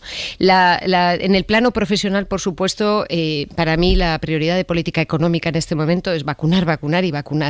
Y es absolutamente normal que cuando estas vacunas se han aprobado en un periodo récord, se han hecho pruebas muy serias, pero con 30, 40.000 personas, y ahora estamos haciendo planes de vacunación de millones de personas, de cientos de millones de personas en el mundo.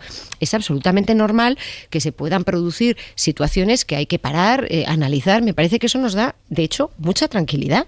En cuanto tenemos un sistema de información tan sofisticado y incomparable con la historia humana previa de campañas de vacunación, en el que en cuanto que hay un problema, fíjese, en Estados Unidos o en otro país, ya se para el sistema para analizarlo, ¿no?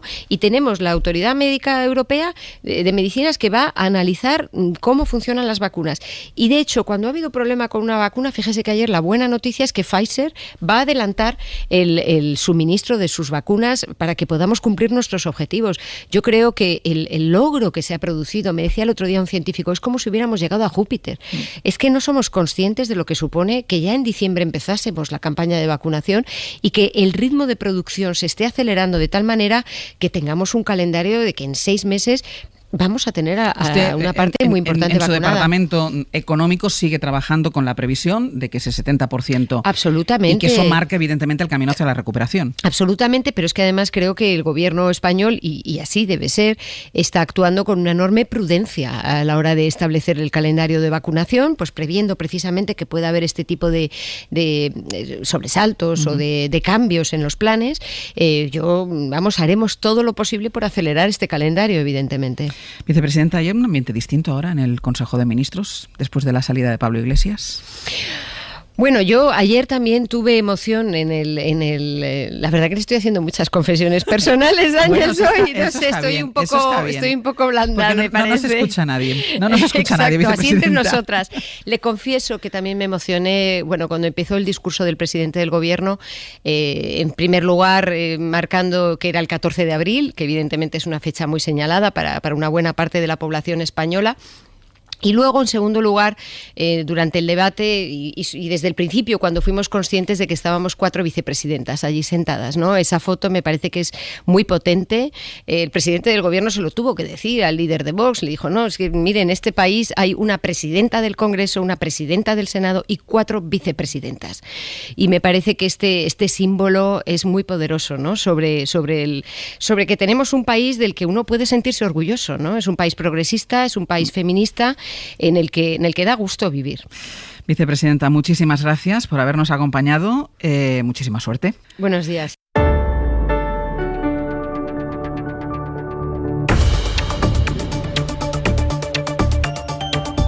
En el abierto, aunque no han intervenido todavía, pero se lo están apuntando todo para intervenir después. Di, Verónica. Nada, yo aquí con el boli en la mano. Vale, Verónica Fumanal, Mario Laurrea y Javier Aroca, porque saludamos a esta hora de la mañana Inés Arrimadas, presidenta de Ciudadanos. Muy buenos días. Buenos días, ¿qué tal? Se ha cruzado, creo usted, con la vicepresidenta económica. Hemos podido conversar un poquitito con Nadia Calviño. Su principal crítica al plan de recuperación que presentó ayer el presidente del gobierno, ¿cuál es? Pues que no está concretado en nada. Lo ha explicado 8 veces y hay muchísima incertidumbre. Es decir, ¿qué reformas va a llevar a Bruselas el señor Sánchez? ¿Qué reforma laboral va a llevar a Bruselas? La que firmó la señora Lastra con Bildu, que era de derogación de la reforma laboral. ¿Qué reforma de las pensiones? Yo ayer en el discurso, entre tanto griterío, ¿no? y tanto teatro del PP y el PSOE, pues saqué una foto de la pirámide poblacional de España. Y pregunté, ¿qué van a llevar ustedes a Bruselas para la reforma de las pensiones? Porque el señor Escrivá hace globosonda, dice una cosa por aquí, luego Podemos le desmiente.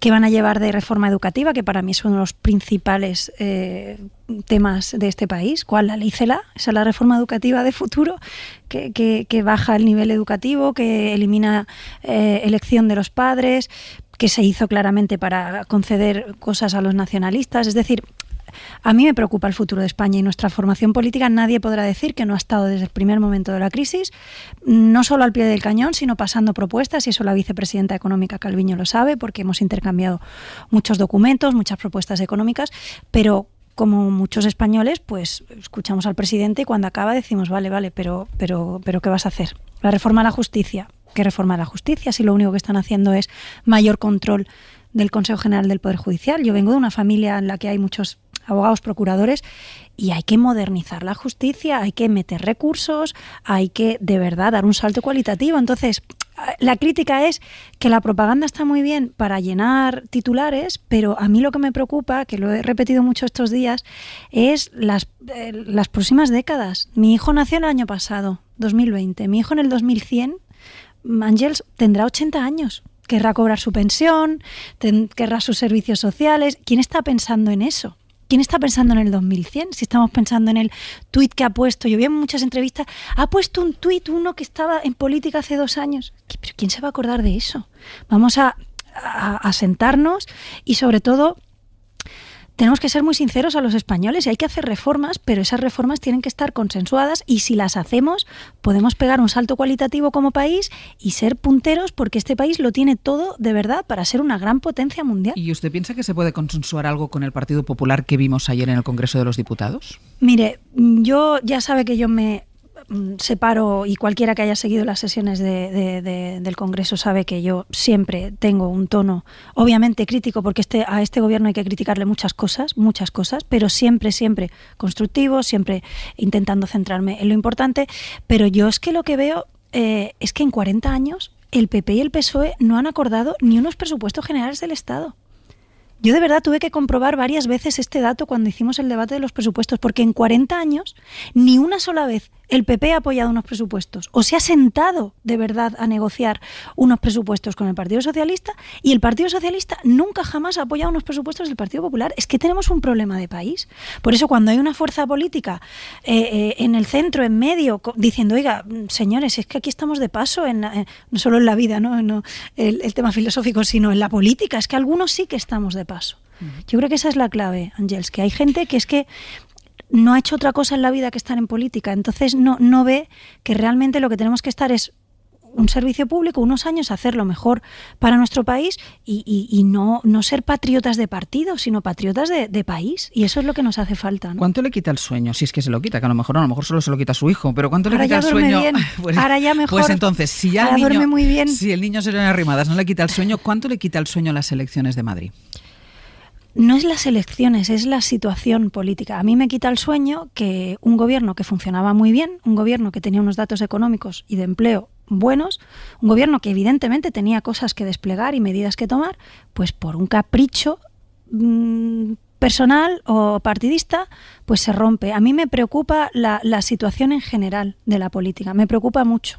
Y yo lo que quiero es que en Madrid, que no sé si lo saben muchos oyentes, pero que de aquí a 2 años vuelve a haber elecciones, porque esto es el día de la marmota. Lo hemos contado. O sea, esto es una vergüenza, ¿no? O sea, rompes un gobierno y encima nada más que para 2 años, o sea, pues que haya estabilidad y que haya un buen gobierno que tenga que gobernar los próximos 2 años que van a ser cruciales. Además, Madrid, hombre, es el corazón, ¿no? Es la capital de España. Entonces, no es algo que solo afecte a los madrileños, es algo que nos afecta a todos los españoles, ¿no?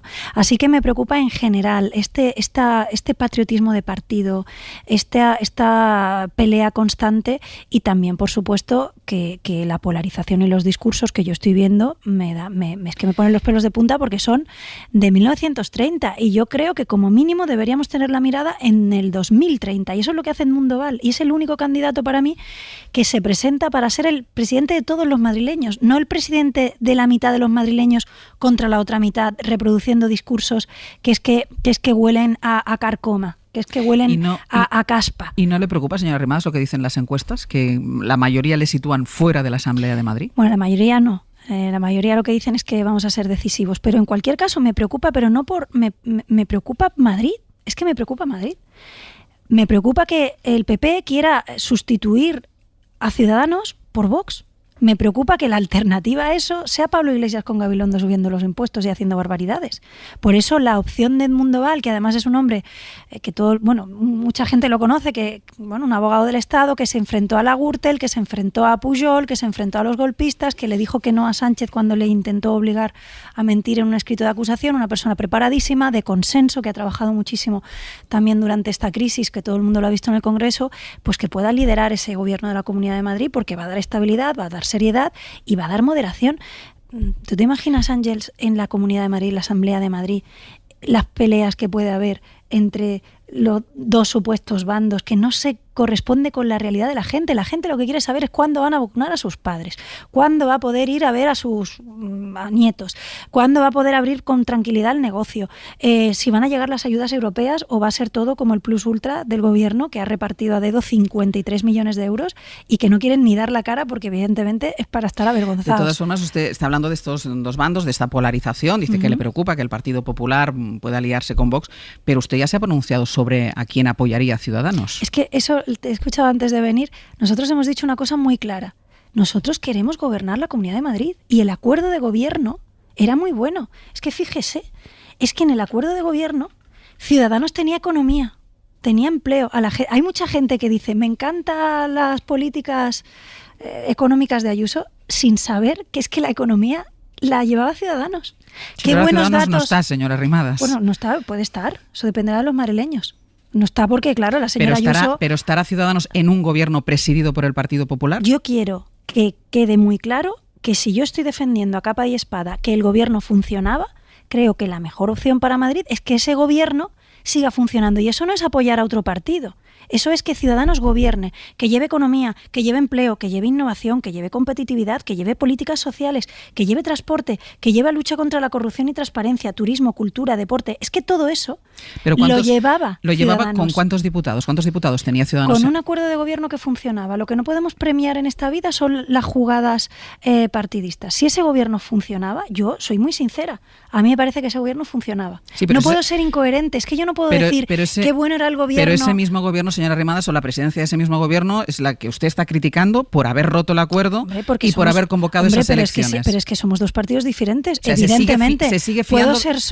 Puedo ser socio de un partido del que critico muchas cosas, por eso somos dos partidos diferentes, porque hay una reflexión que ayer me decía el presidente del gobierno en la sesión. Pero ¿cómo puede ser usted que no rompa todos los gobiernos que tiene con el Partido Popular, con lo que le están haciendo? Y mi reflexión es que esto no va de vísceras, que yo no puedo hacer pagar a los madrileños la corrupción y la compra de tránsfugas del PP de Murcia. Es lo mismo que me decía el PP y Vox cuando apoyábamos las prórrogas del estado de alarma. Pero ¿cómo le puede usted apoyar las prórrogas del estado de alarma, Sánchez, con lo que está haciendo, si no se lo merece? Y es que aquí no se trata de que se merezca un partido o un político, que se trata de qué necesitan los españoles. Y es que esto no lo han entendido en el PP. ¿Pero y en el usted PSOE. se fía de Isabel Díaz Ayuso? Porque usted la estaba criticando ahora mismo por la ruptura del acuerdo de gobierno. Sí, pues lo mismo. Mire, el acuerdo de gobierno funcionaba bien. Lo que no pretenderá el PP es pasar la pisonadora y hacer lo que le dé la gana. Ahora, ese acuerdo de gobierno, con los consejeros, con los proyectos que teníamos, con los programas que teníamos, con los equipos, si es que está todo montado, Ángels. ¿Qué vamos a perder ahora? ¿Qué nos va a hacer perder la señora Ayuso otra vez ahora en una negociación con quién? ¿Con Vox? Que diga claramente Ayuso a los españoles. ¿Quiere sustituir a Ciudadanos por Vox? ¿Quieren meter a consejeros como los de Murcia, de Vox, que están diciendo que ya no se vacuna porque le da mucho miedo? Que lo diga. ¿Apoyaría la gestión de la pandemia que está haciendo Isabel Díaz Ayuso, siendo la comunidad con el índice de contagios más elevado, con más UCIs ocupadas? Insisto, la gestión de la pandemia no viene con libros de instrucciones, los datos son malos en toda España y yo creo que ahí tiene responsabilidad quien tiene la gestión de la pandemia, la gestión de las pandemias mundiales, es el gobierno de España. Hay comunidades que están por debajo de 100 de incidencia. Sí, esto ha ido cambiando y es verdad. Y los datos en general son muy malos porque se ha muerto mucha gente en las residencias en toda España, ha fallecido muchísima gente, las UCIs han estado muy saturadas, los sanitarios han estado sufriendo. Yo tengo muchas amigas doctoras, sanitarias, enfermeras, y lo que yo defiendo es que la gestión que ha hecho Ciudadanos en la Comunidad de Madrid es excelente. Excelente. Se han podido cometer errores y tanto. A mí me da mucho coraje en el sentido andaluz, de rabia, esos políticos que nunca se equivocan en nada. Pues claro que se han cometido errores y por supuesto que en los gobiernos donde ha estado Ciudadanos y donde está Ciudadanos seguro que se han cometido errores, sin duda alguna. Pero creo humildemente que hay un indicador de lo que supone Ciudadanos. Yo voy a muchas entrevistas y me encuentro con muchas críticas de otros partidos, pero no hay ni una sola entrevista, ni una sola, donde me hayan dicho su partido no ha estado a la altura de los gobiernos, su partido ha entrado en los gobiernos por primera vez y no sabe gobernar, no tienen equipos. Todo el mundo reconoce lo contrario. Lo que sí que creo, y con esto acabo, es que la señora Ayuso ha hecho una cosa muy bien, y aquí en la vida hay que reconocer las cosas, comunicar muy bien, porque se ha puesto una de medallas de gestión de Ciudadanos que es alucinante. Nosotros estábamos centrados en gestionar y otros estaban centrados en comunicar. Entonces hay mucha gente que alaba la gestión económica de la supuestamente señora Ayuso sin saber que esa gestión pertenece a Ciudadanos, pero que a mí me da igual las medallas, a mí me importan los resultados. Y yo estoy pensando en el futuro, creo que la Comunidad de Madrid es muy importante, estamos todo el día presentando propuestas al Gobierno de España para consensuarlas. Si la gestión de Ciudadanos en el Gobierno de la Comunidad de Madrid ha sido tan buena, el Gobierno de la Comunidad de Madrid tenía un vicepresidente de Ciudadanos que se llamaba Ignacio Aguado. ¿Qué ha pasado con Ignacio Aguado? Pues si la gestión fue tan excelente. Pues por la generosidad de Ignacio Aguado, y quiero hacer aquí un reconocimiento, él ha dicho, como la señora Ayuso ha comunicado tan bien y ha dado a entender que el problema puedo ser yo para no ser un problema doy un paso al lado y además no da un paso al lado. Era un problema, Ignacio Aguado. Con esto, no da un paso al lado por cualquiera, da un paso al lado para que Edmundo Val, que es un magnífico gestor y que es una persona que sin duda es el mejor candidato. Yo creo que si la gente mira candidatos, no hay mejor candidato, ¿no? Pues podamos iniciar una nueva etapa, pero sobre todo es que no es un tema solo de personas, es de proyecto, es el proyecto de Ciudadanos. Las políticas de lucha contra la corrupción de Ciudadanos. En Madrid, usted lo sabe, en Madrid hemos tenido pues unos casos de corrupción espectaculares del Partido Popular. Del Partido Popular era la Gürtel, era Lezo. ¿Cuántos casos de corrupción hemos tenido en los últimos 2 años? ¿Cuántos imputados han estado ahí? Pero vuelvo a la misma, Partido Popular de la corrupción que ustedes han apoyado, Partido Popular de la corrupción con los que ustedes han gobernado. Partido Popular con exigencias que nadie le había puesto nunca, porque estaban muy acostumbrados a gobernar solitos y hacer lo que les daba la gana, con un nivel de exigencia extraordinario, y eso lo aporta Ciudadanos. Hay mucha gente de centro izquierda que nos dice, mire, yo evidentemente preferiría que gobernara la izquierda y tal, pero es evidente que donde estáis vosotros hay más políticas sociales, donde estáis vosotros no hay corrupción, y hay mucha gente que se imagina el escenario de Madrid gobernado por PP y Vox y dice, Dios mío de mi vida, prefiero el gobierno de Ciudadanos. ¿Ha negociado usted personalmente con Pablo Casado la integración de Ciudadanos en el Partido Popular? No, yo he hablado con Pablo Casado de muchas cosas. Entre otras cosas, yo le ofrecí ir juntos en Cataluña, porque es poco creíble decir que yo he ofrecido de todo, menos ir juntos en Cataluña, donde ha sacado 3 escaños. Es que usted es periodista, yo soy jurista, al final lo que nos gustan son los hechos, ¿no? ¿Cuáles son los hechos, señoría? Y usted, ¿cuáles son los hechos, no? Pues yo he hablado con Pablo Casado de muchas cosas, porque yo es que hablo con todo el mundo, me llevo muy bien con mucha gente. Creo que estamos aquí, insisto, de paso en un tiempo, pero para hacerlo mejor por nuestro país. Y he hablado mucho con el señor Casado.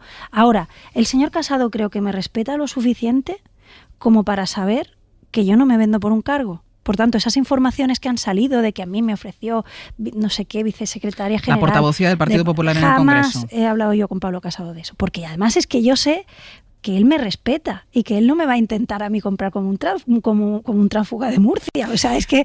Pero de todas formas, yo creo que los partidos tenemos que dejar de pelearnos. Es que tenemos que colaborar. Es que yo me puedo sentar con la señora Calviño 3 horas a hablar de las reformas de España y no pasa nada. Me queda un minuto. Y con el señor Pablo Casado exactamente igual. Basta ya de vísceras, pensemos con la cabeza, con el corazón y trabajemos por España, aunque estemos en partidos diferentes, no pasa nada. Me queda un minuto, y quiero preguntarle 2 cosas que tendrá que ser casi respuesta sí o no. ¿Ha expulsado ya a Toni Cantó de Ciudadanos? Bueno, no es que yo expulse a nadie, es que hay unos estatutos que se tienen que cumplir como con todo el mundo. Y está fuera de Ciudadanos, Toni Cantó. Pues no sé si ya el expediente se ha resuelto, pero desde luego ha incurrido en una de las causas previstas para que se apliquen los estatutos. Y usted es muy joven, pero ¿se vacunaría con AstraZeneca? Yo me vacuno con la que me digan. Vamos, con AstraZeneca, con la que sea, que esté aprobada por la EMA, obviamente, como todas las que se están suministrando en España. Y quiero hacer de verdad un llamamiento a que las vacunas son seguras. Que en cuanto a mí me llamen del centro de salud o lo que sea para irme a vacunar, vamos, la que me pongan, porque sé que si me la ponen en España son vacunas seguras que han aprobado por la EMA, por la Agencia Europea del Medicamento, y que los riesgos de contraer el COVID, de las secuelas del COVID, ya no estamos hablando solo de morirse, sino de las secuelas, son infinitamente mayores, y muchos medicamentos que los tomamos todos los días sin leer los prospectos tienen muchísimos efectos secundarios, y yo, vamos, en cuanto me llamen para vacunarme, yo estoy deseando que me vacunen. Vamos. Inés Arrimadas, muchísimas gracias y muchísima suerte. Muchas gracias, es un placer venir como siempre. En la cadena SER, Hoy por Hoy, con Ángeles Barceló. En el abierto, Mariola Orrea, Benórica Fumanal y Javier Aroca, vuestro turno. Espero que con el tiempo que habéis tenido para pensar lo que vais a decir, seáis brillantes en el análisis. Wow. Sí, jolín, qué presión. Pero para ordenar un poco, y quiero retomar un poco el inicio de la conversación con la vicepresidenta económica, con Nadia Calviño, hablando del plan de recuperación y de lo que se vivió ayer en el Congreso de los Diputados. Y ella destacaba el diferente ambiente que había encontrado a la hora de presentar el plan a la oposición, haciendo referencia al Partido Popular. Le causó desazón, ha dicho, la actitud y la respuesta del Partido Popular, y en cambio destacaba, bueno, la voluntad o la idea constructiva que tienen los agentes sociales, aunque hay asuntos que piensen que se tienen que negociar, que se tienen que debatir, pero siempre desde la idea de construir juntos, ¿no? Destacaba estos dos prismas. Y para ponerlo en contexto, voy a recuperar solo algunos de los pasajes de la intervención ayer de Pablo Casado, de la respuesta ayer del líder de la oposición del Partido Popular a la presentación del plan de recuperación por parte del presidente del Gobierno. Mire, señor Sánchez, ¿usted quién se cree que es? 12 comparecencias en esta Cámara aguantando la chulería de un gobierno insensible e incompetente. Y ahora viene a restregarnos que tiene que ser rescatado por su incompetencia y por sus mentiras. Ha ido a negociar un plan de recuperación a Bruselas, en el que reconoció que estuvo 4 días chupando rueda, con 50.000 muertos más desde que dijo que había derrotado el virus, y se fue a la Mareta con sus amigos, que ni siquiera ha dicho cuánto costó las vacaciones. Por cierto, el pianista, la novena de Beethoven, como la novena sinfonía del enredo y del autobombo que hoy usted aquí acaba de interpretar. Mira, usted se va pareciendo cada vez más a Pedro y el Lobo, porque esto es como intentar vender una pizza recalentada 8 veces, sin decir sus ingredientes y sin decir cuánto cuesta. Y a usted no le ha dado la gana legislar, porque prefiere gobernar como Napoleón en el Real Decreto. No puede venir aquí a intentar volver a dividir a los españoles. Ha empezado su discurso apelando a una onomástica a la que ni siquiera Santiago Carrillo, en un mitin en Valladolid en los años de la transición, dijo que había que apelar. ¿Es usted el presidente del Gobierno peor de la democracia española? Es usted quien lidera el Gobierno con menos escaños de apoyo de toda la historia, y desde luego va a ser usted el presidente del Gobierno que malogre la posibilidad de recuperación. Afortunadamente vendremos pronto a remediarlo nosotros. Gracias. Mariola, ahora entraremos en el contenido del plan de recuperación. Podemos hablar sobre las reformas que plantea, la reforma fiscal, la reforma laboral, si es un plan viable, si no es viable, pero la actitud del Partido Popular, que recordemos, viene de una actitud de bloqueo previo a la pandemia, pero en un momento en el que la situación del país es la que es, con una crisis sanitaria que ha derivado en una crisis económica prácticamente sin precedentes, ¿dónde está la propuesta de recuperación? ¿Dónde está la propuesta de salida de la crisis del Partido Popular? No hay. Este es el drama, este es uno de los dramas que tiene España. Yo creo que es uno de los ejemplos, Pablo Casado, de inanidad. Es la oposición más rocosa en lo que es las formas, es rocosa en lo que es la oposición a cualquier iniciativa del gobierno, y es de las oposiciones más estériles. Y sobre todo, escuchar a Pablo Casado así de corrido, como lo hemos hecho ahora, la pregunta que uno se formula es, ¿pero cuál es la alternativa? Imaginemos que estuviéramos todos de acuerdo en que la propuesta que hace el gobierno no es la mejor de las opciones posibles. Es discutible y es debatible. Imaginemos que estuviéramos de acuerdo, pero escuchas a Pablo Casado y dices, ¿pero qué es lo que tiene este señor en la cabeza? ¿Tiene capacidad realmente para ordenar las líneas estratégicas que deben de conducir a la transformación del país? Porque este es el punto, y yo creo que debemos insistir machaconamente en ello. Este plan de recuperación es recursos económicos para recuperar y transformar el país. Es la muleta que ofrece la Unión Europea para transformar un país y sus estructuras administrativas, empresariales, que hagan posible que España esté otra vez en la línea adecuada para afrontar los retos, los cambios de un mundo además acelerado. Entonces, escuchas a Pablo Casado y dices, ¿pero qué tiene este hombre en la cabeza? Nada, la nada. Aroca. Bueno, yo comprendo lo que dice la señora Calviño. Un partido de la oposición, además el primero, por cierto, el que menos votos tiene en la oposición de los últimos tiempos de presencia del Partido Popular en la Cámara Parlamentaria. Pero yo comprendo lo que dice la señora Calviño, es que en Europa no se pueden tomar en serio esta oposición, o sea, sus referencias son el gobierno. Y dentro del gobierno hay referentes de diálogo con los agentes sociales y de diálogo con Europa y de sentido común, no solamente los mencionados. Por ejemplo, Yolanda Díaz, la vicepresidenta del gobierno, está demostrando que tiene un talante negociador y un talante que llega más allá de su propia ideología, y eso es muy valorado en los agentes sociales y es muy valorado en Europa. El teatro de sombra en el que se ha constituido y gallinero en el que se ha constituido el Parlamento español, lamentablemente es muy poco tenido en cuenta en Europa. Eso es indiscutible. Por otra parte, el Partido Popular no es que esté ahora haciendo un mal discurso, es que lo lleva haciendo durante toda la legislatura y lo ha hecho incluso antes. Y el problema real, porque hay problemas reales y problemas imaginarios, pero el problema real que tiene el Partido Popular en sentido amplio, no solamente el que se sienta en el Parlamento ni el que se sienta en Génova. El Partido Popular tiene un problema y es que está encabritado porque sabe que un gobierno progresista va a manejar, en el buen sentido de la palabra, ni más ni menos que 140.000 millones de euros. Y eso, bien llevado a cabo, puede transformar las estructuras profundas de este país, que yo espero, y si tenemos ocasión hablaremos también de las palabras de Nadia Calviño, que así sea, y que se cambie el modelo productivo y que se cambien las estructuras, vuelvo a decir, profundas de este país. Y lo va a hacer un gobierno de coalición progresista. Y claro, eso no lo puede consentir la derecha profunda de este país, porque significa ni más ni menos que va a llegar el discurso y va a llegar el dinero a clientes suyos y no van a poder decir que es por ellos. Por eso ese encabritamiento y esa manera constante de dinamitar la gestión de esos fondos cuando vengan. ¿Por qué? Porque lo que les gustaría es administrarlo y gestionarlo ellos en un palco, que es como suele hacer la derecha estas cuestiones, reunirse en un palco, pongamos X en algún lugar de España o un no lugar de España, y ahí gestionar los intereses con sus amiguetes y con este capitalismo rancio y de bodega que es el que defiende la derecha española. Verónica. Ayer vi a Casado envalentonado. Le acusaba al señor Sánchez de chulería, quién se cree que es, dos expresiones que denotan, yo no sé si chulería, porque yo no soy tan arrojada como el señor Casado, pero sí envalentonamiento. Y en mi opinión es un símbolo de impotencia, porque Casado ahora mismo está cabalgando a lomos de una realidad que no es real.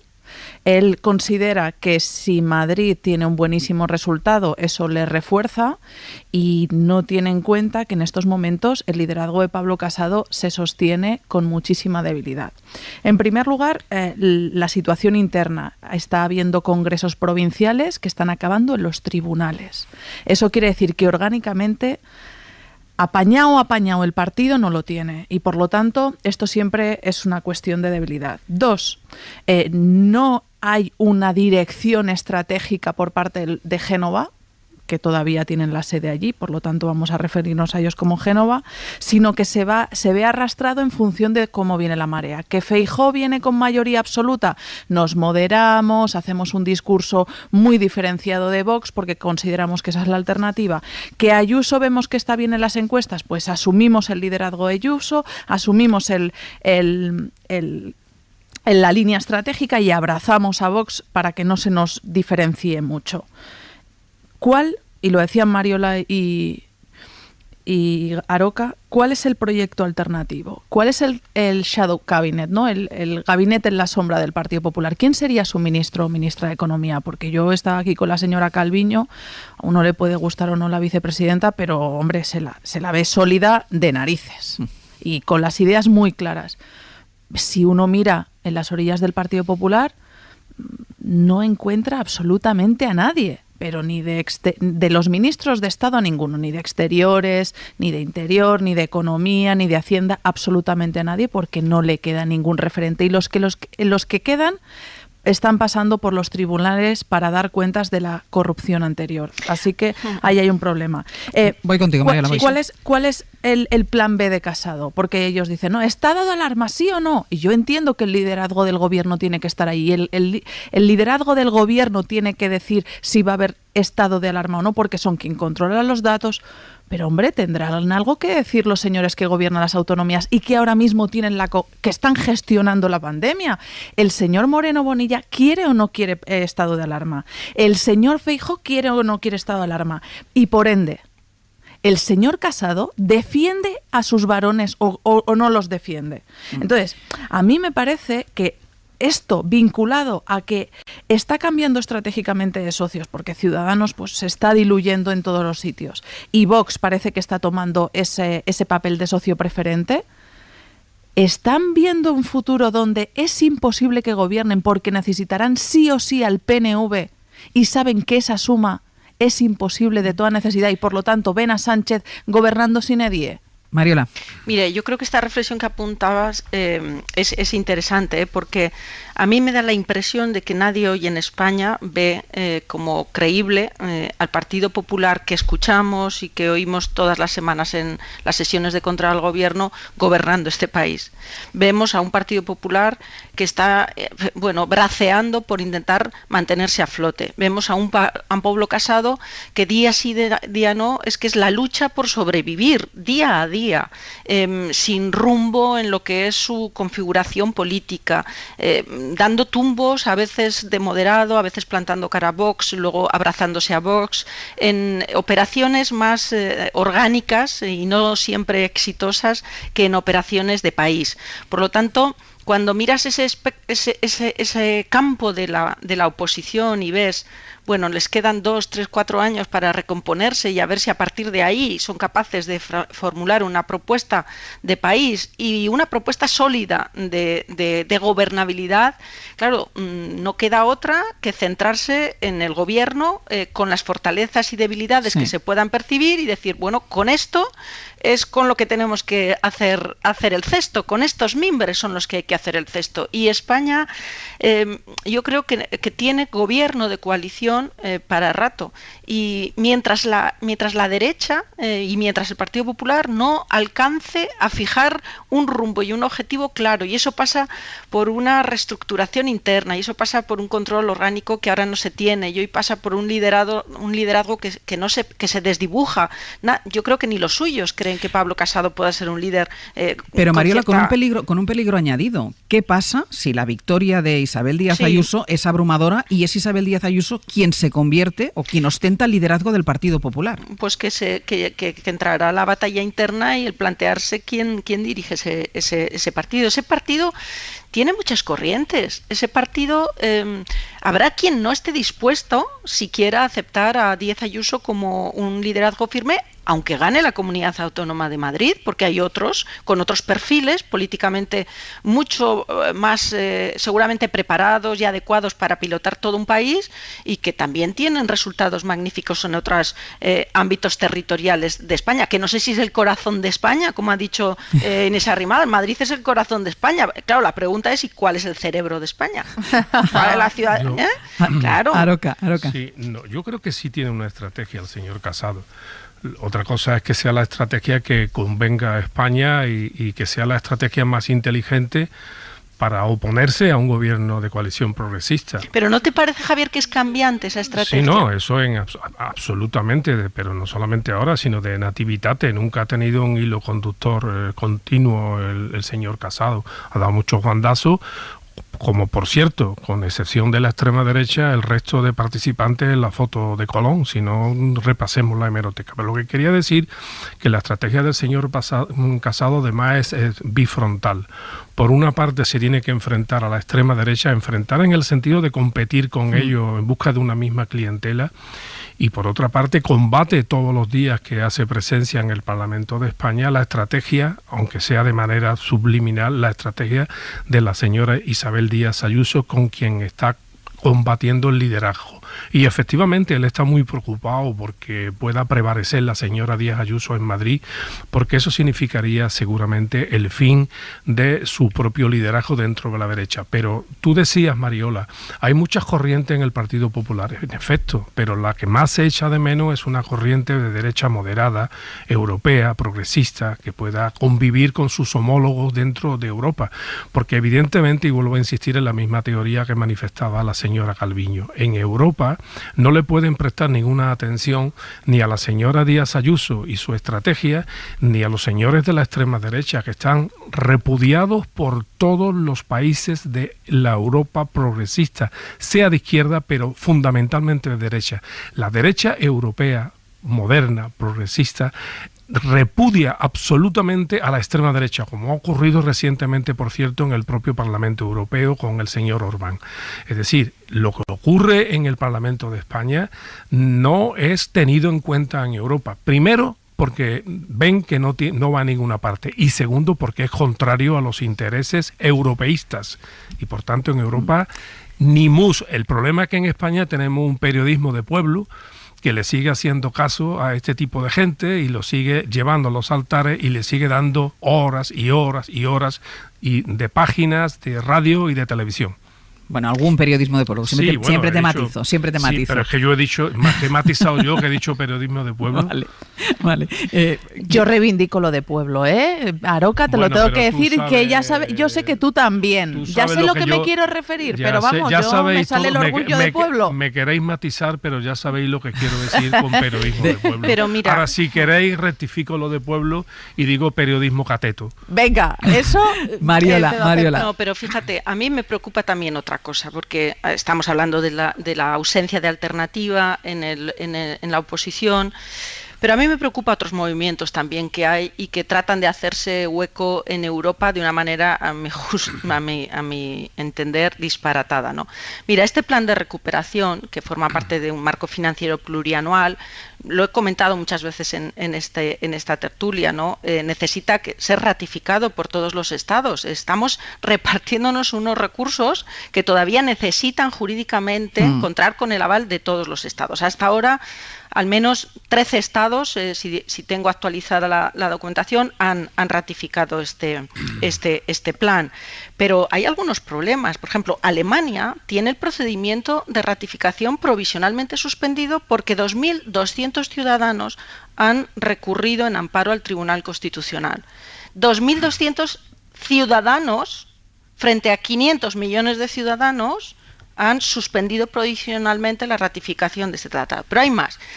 Para poner en marcha este dinero está condicionado a que tengamos una buena calidad democrática.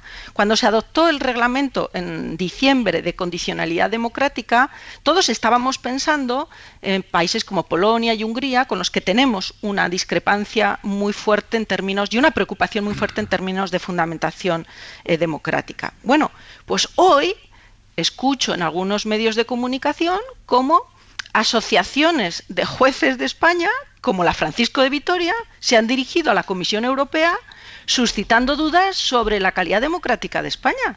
Digo, pero es que ya no nos faltaba más que esto también. Mariola, es que las asociaciones de jueces nunca se han pronunciado cada vez que la Comisión Greco, el Grupo Greco, se ha manifestado en contra de la división de poderes y la separación de poderes y lo que ocurre en España con la Fiscalía y con la Judicatura. Y por cierto, no deja de ser una paradoja que asociaciones profesionales de jueces salgan en defensa del Consejo General de Poder Judicial, que acaba de ser condenado con dos nombramientos anulado por el Tribunal Supremo, escuchen, ni más ni menos que por violar el procedimiento de elección de 2 jueces togados.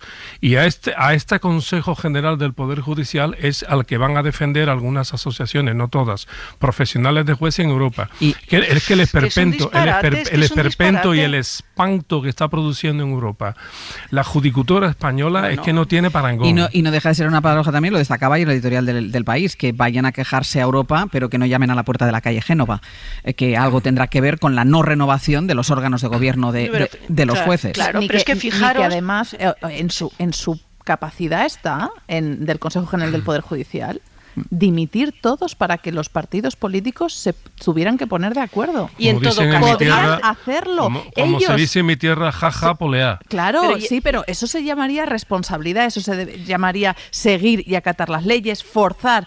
Si quieres tener una influencia política, en lugar de ir a Europa, así puedes tenerla. Y decir, oye, yo llevo aquí caducado no sé cuantísimo tiempo, 3 años al menos, oye, nos vamos todos y borrón y cuenta nueva. Pero es que no se quieren mover de la silla. Cañete se comía los yogures caducados. Mario, la que Sí, no, es que insisto en que es un disparate que cada uno aquí, y en el caso de los jueces, la Francisco de Vitoria, esté pretendidamente denunciando a España ante la Comisión Europea por falta de calidad democrática, cuando la condicionalidad democrática es un requisito para la obtención de fondos. Pero estamos todos locos. En la cadena SER, Hoy por Hoy, con Ángeles Barceló.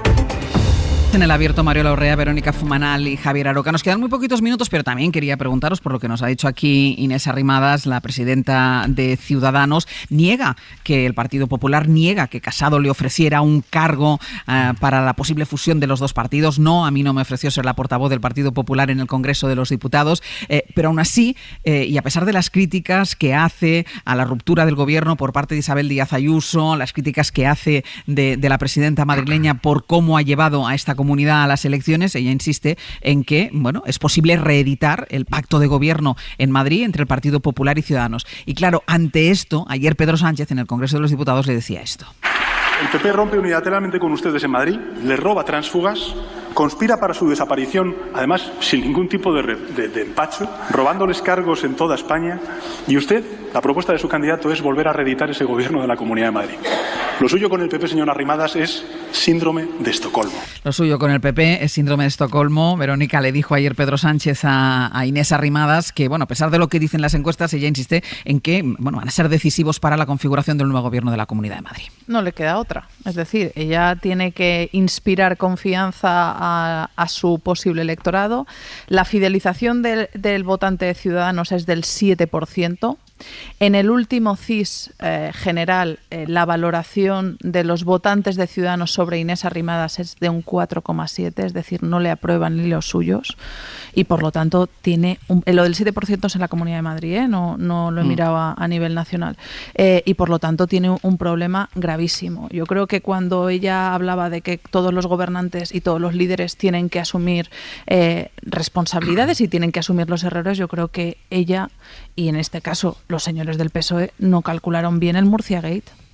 Que a mí me parece que la foto vergonzante de Casado y Teodoro García Egea legitimando un gobierno tránsfuga es una foto que les perseguirá de por vida como la Gürtel, en mi opinión. Porque es una foto vergonzante que se fueron a hacer vendieron aquello como si fuera un exitazo, en fin. Pero la señora Inés Arrimadas no calculó que si en Murcia ella provocaba una moción de censura, la señora Díaz Ayuso tenía lo que andaba buscando durante tanto tiempo, que era una excusa para sacarse de encima al señor Aguado y abrazar a la señora Monasterio, con la que se entiende, les encanta, se llevan bien y aparte se la está comiendo poco a poco. Aroca. Yo creo que la señora Inés Arrimadas es la representante de un partido moribundo y por tanto su discurso es así, un discurso que muere cada día y muere de contradicción y muere de falta de sentido común. Sigue siendo el mismo discurso vacío y manido que ya hacía Abel Rivera. Lo que pasa es que lo hace esta señora ya en un partido prácticamente desaparecido. Claro, cuando la señora habla con esa energía de los tránsfugas, se le olvida una cosa, que los tránsfugos eran suyos. Y habría que hacerle una pregunta a la señora Arrimadas. Señora Arrimadas, ¿quedan todavía más tránsfugas dentro de su partido? Porque claro, ella olvida que cuando, lo acaba de decir Fumanal, que cuando la señora Ayuso rompe porque se ve amenazada por una eventual moción de censura en la que iba a participar Ciudadanos y que luego no se llevó a cabo. Y a pesar de todo, el Ciudadanos y la señora Arrimadas sigue queriendo apoyar al Partido Popular. Tampoco es extraño, porque ellos formaron parte de la foto de Colón y siguen apoyándose en Vox, en la extrema derecha, en el PP, en Andalucía y en otras comunidades autónomas. Y por cierto, en Madrid, hoy la señora Arrimadas lo que ha hecho es asumir el gobierno de la señora Díaz Ayuso durante el tiempo en el que han cohabitado. Y habla de peleas, que ya no nos olvidamos del papel del señor vicepresidente de Ciudadanos dentro de la Comunidad de Madrid. Y además también se le ha olvidado a la señora Arrimadas que lo primero que hizo la señora Ayuso fue cesar al gobierno de Ciudadanos. Y así, vuelvo a insistir, no hay claridad en un discurso de un partido que muere no poco a poco, sino a marcha forzada. Mariela. Sí, para mí, Ángeles, tu entrevista ha dejado meridianamente claro un liderazgo, el de Inés Arrimadas, plagado de contradicciones. ¿Cómo es posible que toda la entrevista haya girado en torno a la idea de crítico al Partido Popular, incluso lo subrayo con lo adjetivo, con el Partido Popular de la corrupción, como tú le indicabas, pero si usted ha gobernado con ellos y a continuación además va a volver a gobernar con ellos, porque lo ha dejado meridianamente claro? ¿Cómo es posible que celebres el buen hacer de Ignacio Aguado y a continuación digas que el gestor maravilloso es Edmundo Val, cuando resulta... Y la generosidad de Ignacio Aguado de dar un paso al lado. Claro, bueno, sí, es que ya eso es un poco el pitorreo, ¿no? Con perdón de la expresión. Y consumir muchos minutos de entrevista tratando de explicar a todos los oyentes quién es Edmundo Val, porque es un perfil político todavía que es desconocido para gran parte de la ciudadanía. Yo, con todo el respeto, yo escucho a Inés Arrimadas y me recuerda a la familia del Sexto Sentido. Están muertos y no lo saben. En ocasiones veo muertos, ¿sería eso? Sí. Bueno, yo quiero destacar, ya por poner punto final, que no nos dará tiempo de comentarlo. Tú antes citabas a Aroca el buen hacer o la capacidad que tiene la ministra de Trabajo y a la vicepresidenta tercera para establecer consensos, para establecer acuerdos. Lo hemos visto desde el principio con los agentes sociales, con sindicatos, con patronal. También destacaba antes Nadia Calviño la diferente disposición que encuentra en el Parlamento cuando se reúne con los agentes sociales. Ayer también en esa sesión de control al gobierno se vio el primer cara a cara entre Teodoro García Egea, que se enfrentaba todos los miércoles de sesión de control al gobierno a Pablo Iglesias, y ayer, bueno, claro, cambió de contrincante, cambió de oponente. La oponente fue la vicepresidenta tercera, Yolanda Díaz, y claro, el tono fue completamente diferente. El paro, la pobreza y la exclusión a la que ustedes están abocando a 6 millones de familias es lo que cercena las libertades de todos los españoles. Señora Díaz, teniendo en cuenta que 1 de cada 4 españoles que quiere trabajar no puede, le deseo que los comunistas como usted tengan en Madrid un resultado electoral tan bueno para España como el que tuvieron en Galicia. Presumo que un dirigente del Partido Popular no manipula los datos de paro ni ningún dato de nuestro país. Y voy a recordarle cuál es la cifra de parados en mi país y en el suyo. Exactamente 3.940.640. Esos 6 millones de los que usted habla entiendo que le recuerdan a la gestión del Partido Popular de Mariano Rajoy, que en el 2013 tenía 6.268.000 parados. Y por cierto, señor García Egea, tenía una tasa de paro terrible como la actual, pero en su caso del 56% de paro juvenil. No se lo va a poner fácil Yolanda Díaz a Teodoro García Egea. No, yo creo que salvo que haya un concurso de lanzamiento de aceituna, el señor Egea tiene asegurada la derrota cada vez que se enfrente con Yolanda Díaz. ¿Ibas a decir algo, Verónica? Pues que se agradece mucho que haya dejado de ser una lucha testosterónica. Mariola Urrea, Verónica Fumanal, Javier Aroca, hasta la semana que viene. Hasta la semana que viene. Adiós. Suscríbete a Hoy por Hoy. Todos los episodios y contenidos adicionales en la app de Cadena SER y en nuestros canales de Apple Podcast, Spotify, iVoox, Google Podcast y YouTube. Escúchanos en directo en la SER de lunes a viernes a las 6 de la mañana. Cadena SER. La radio.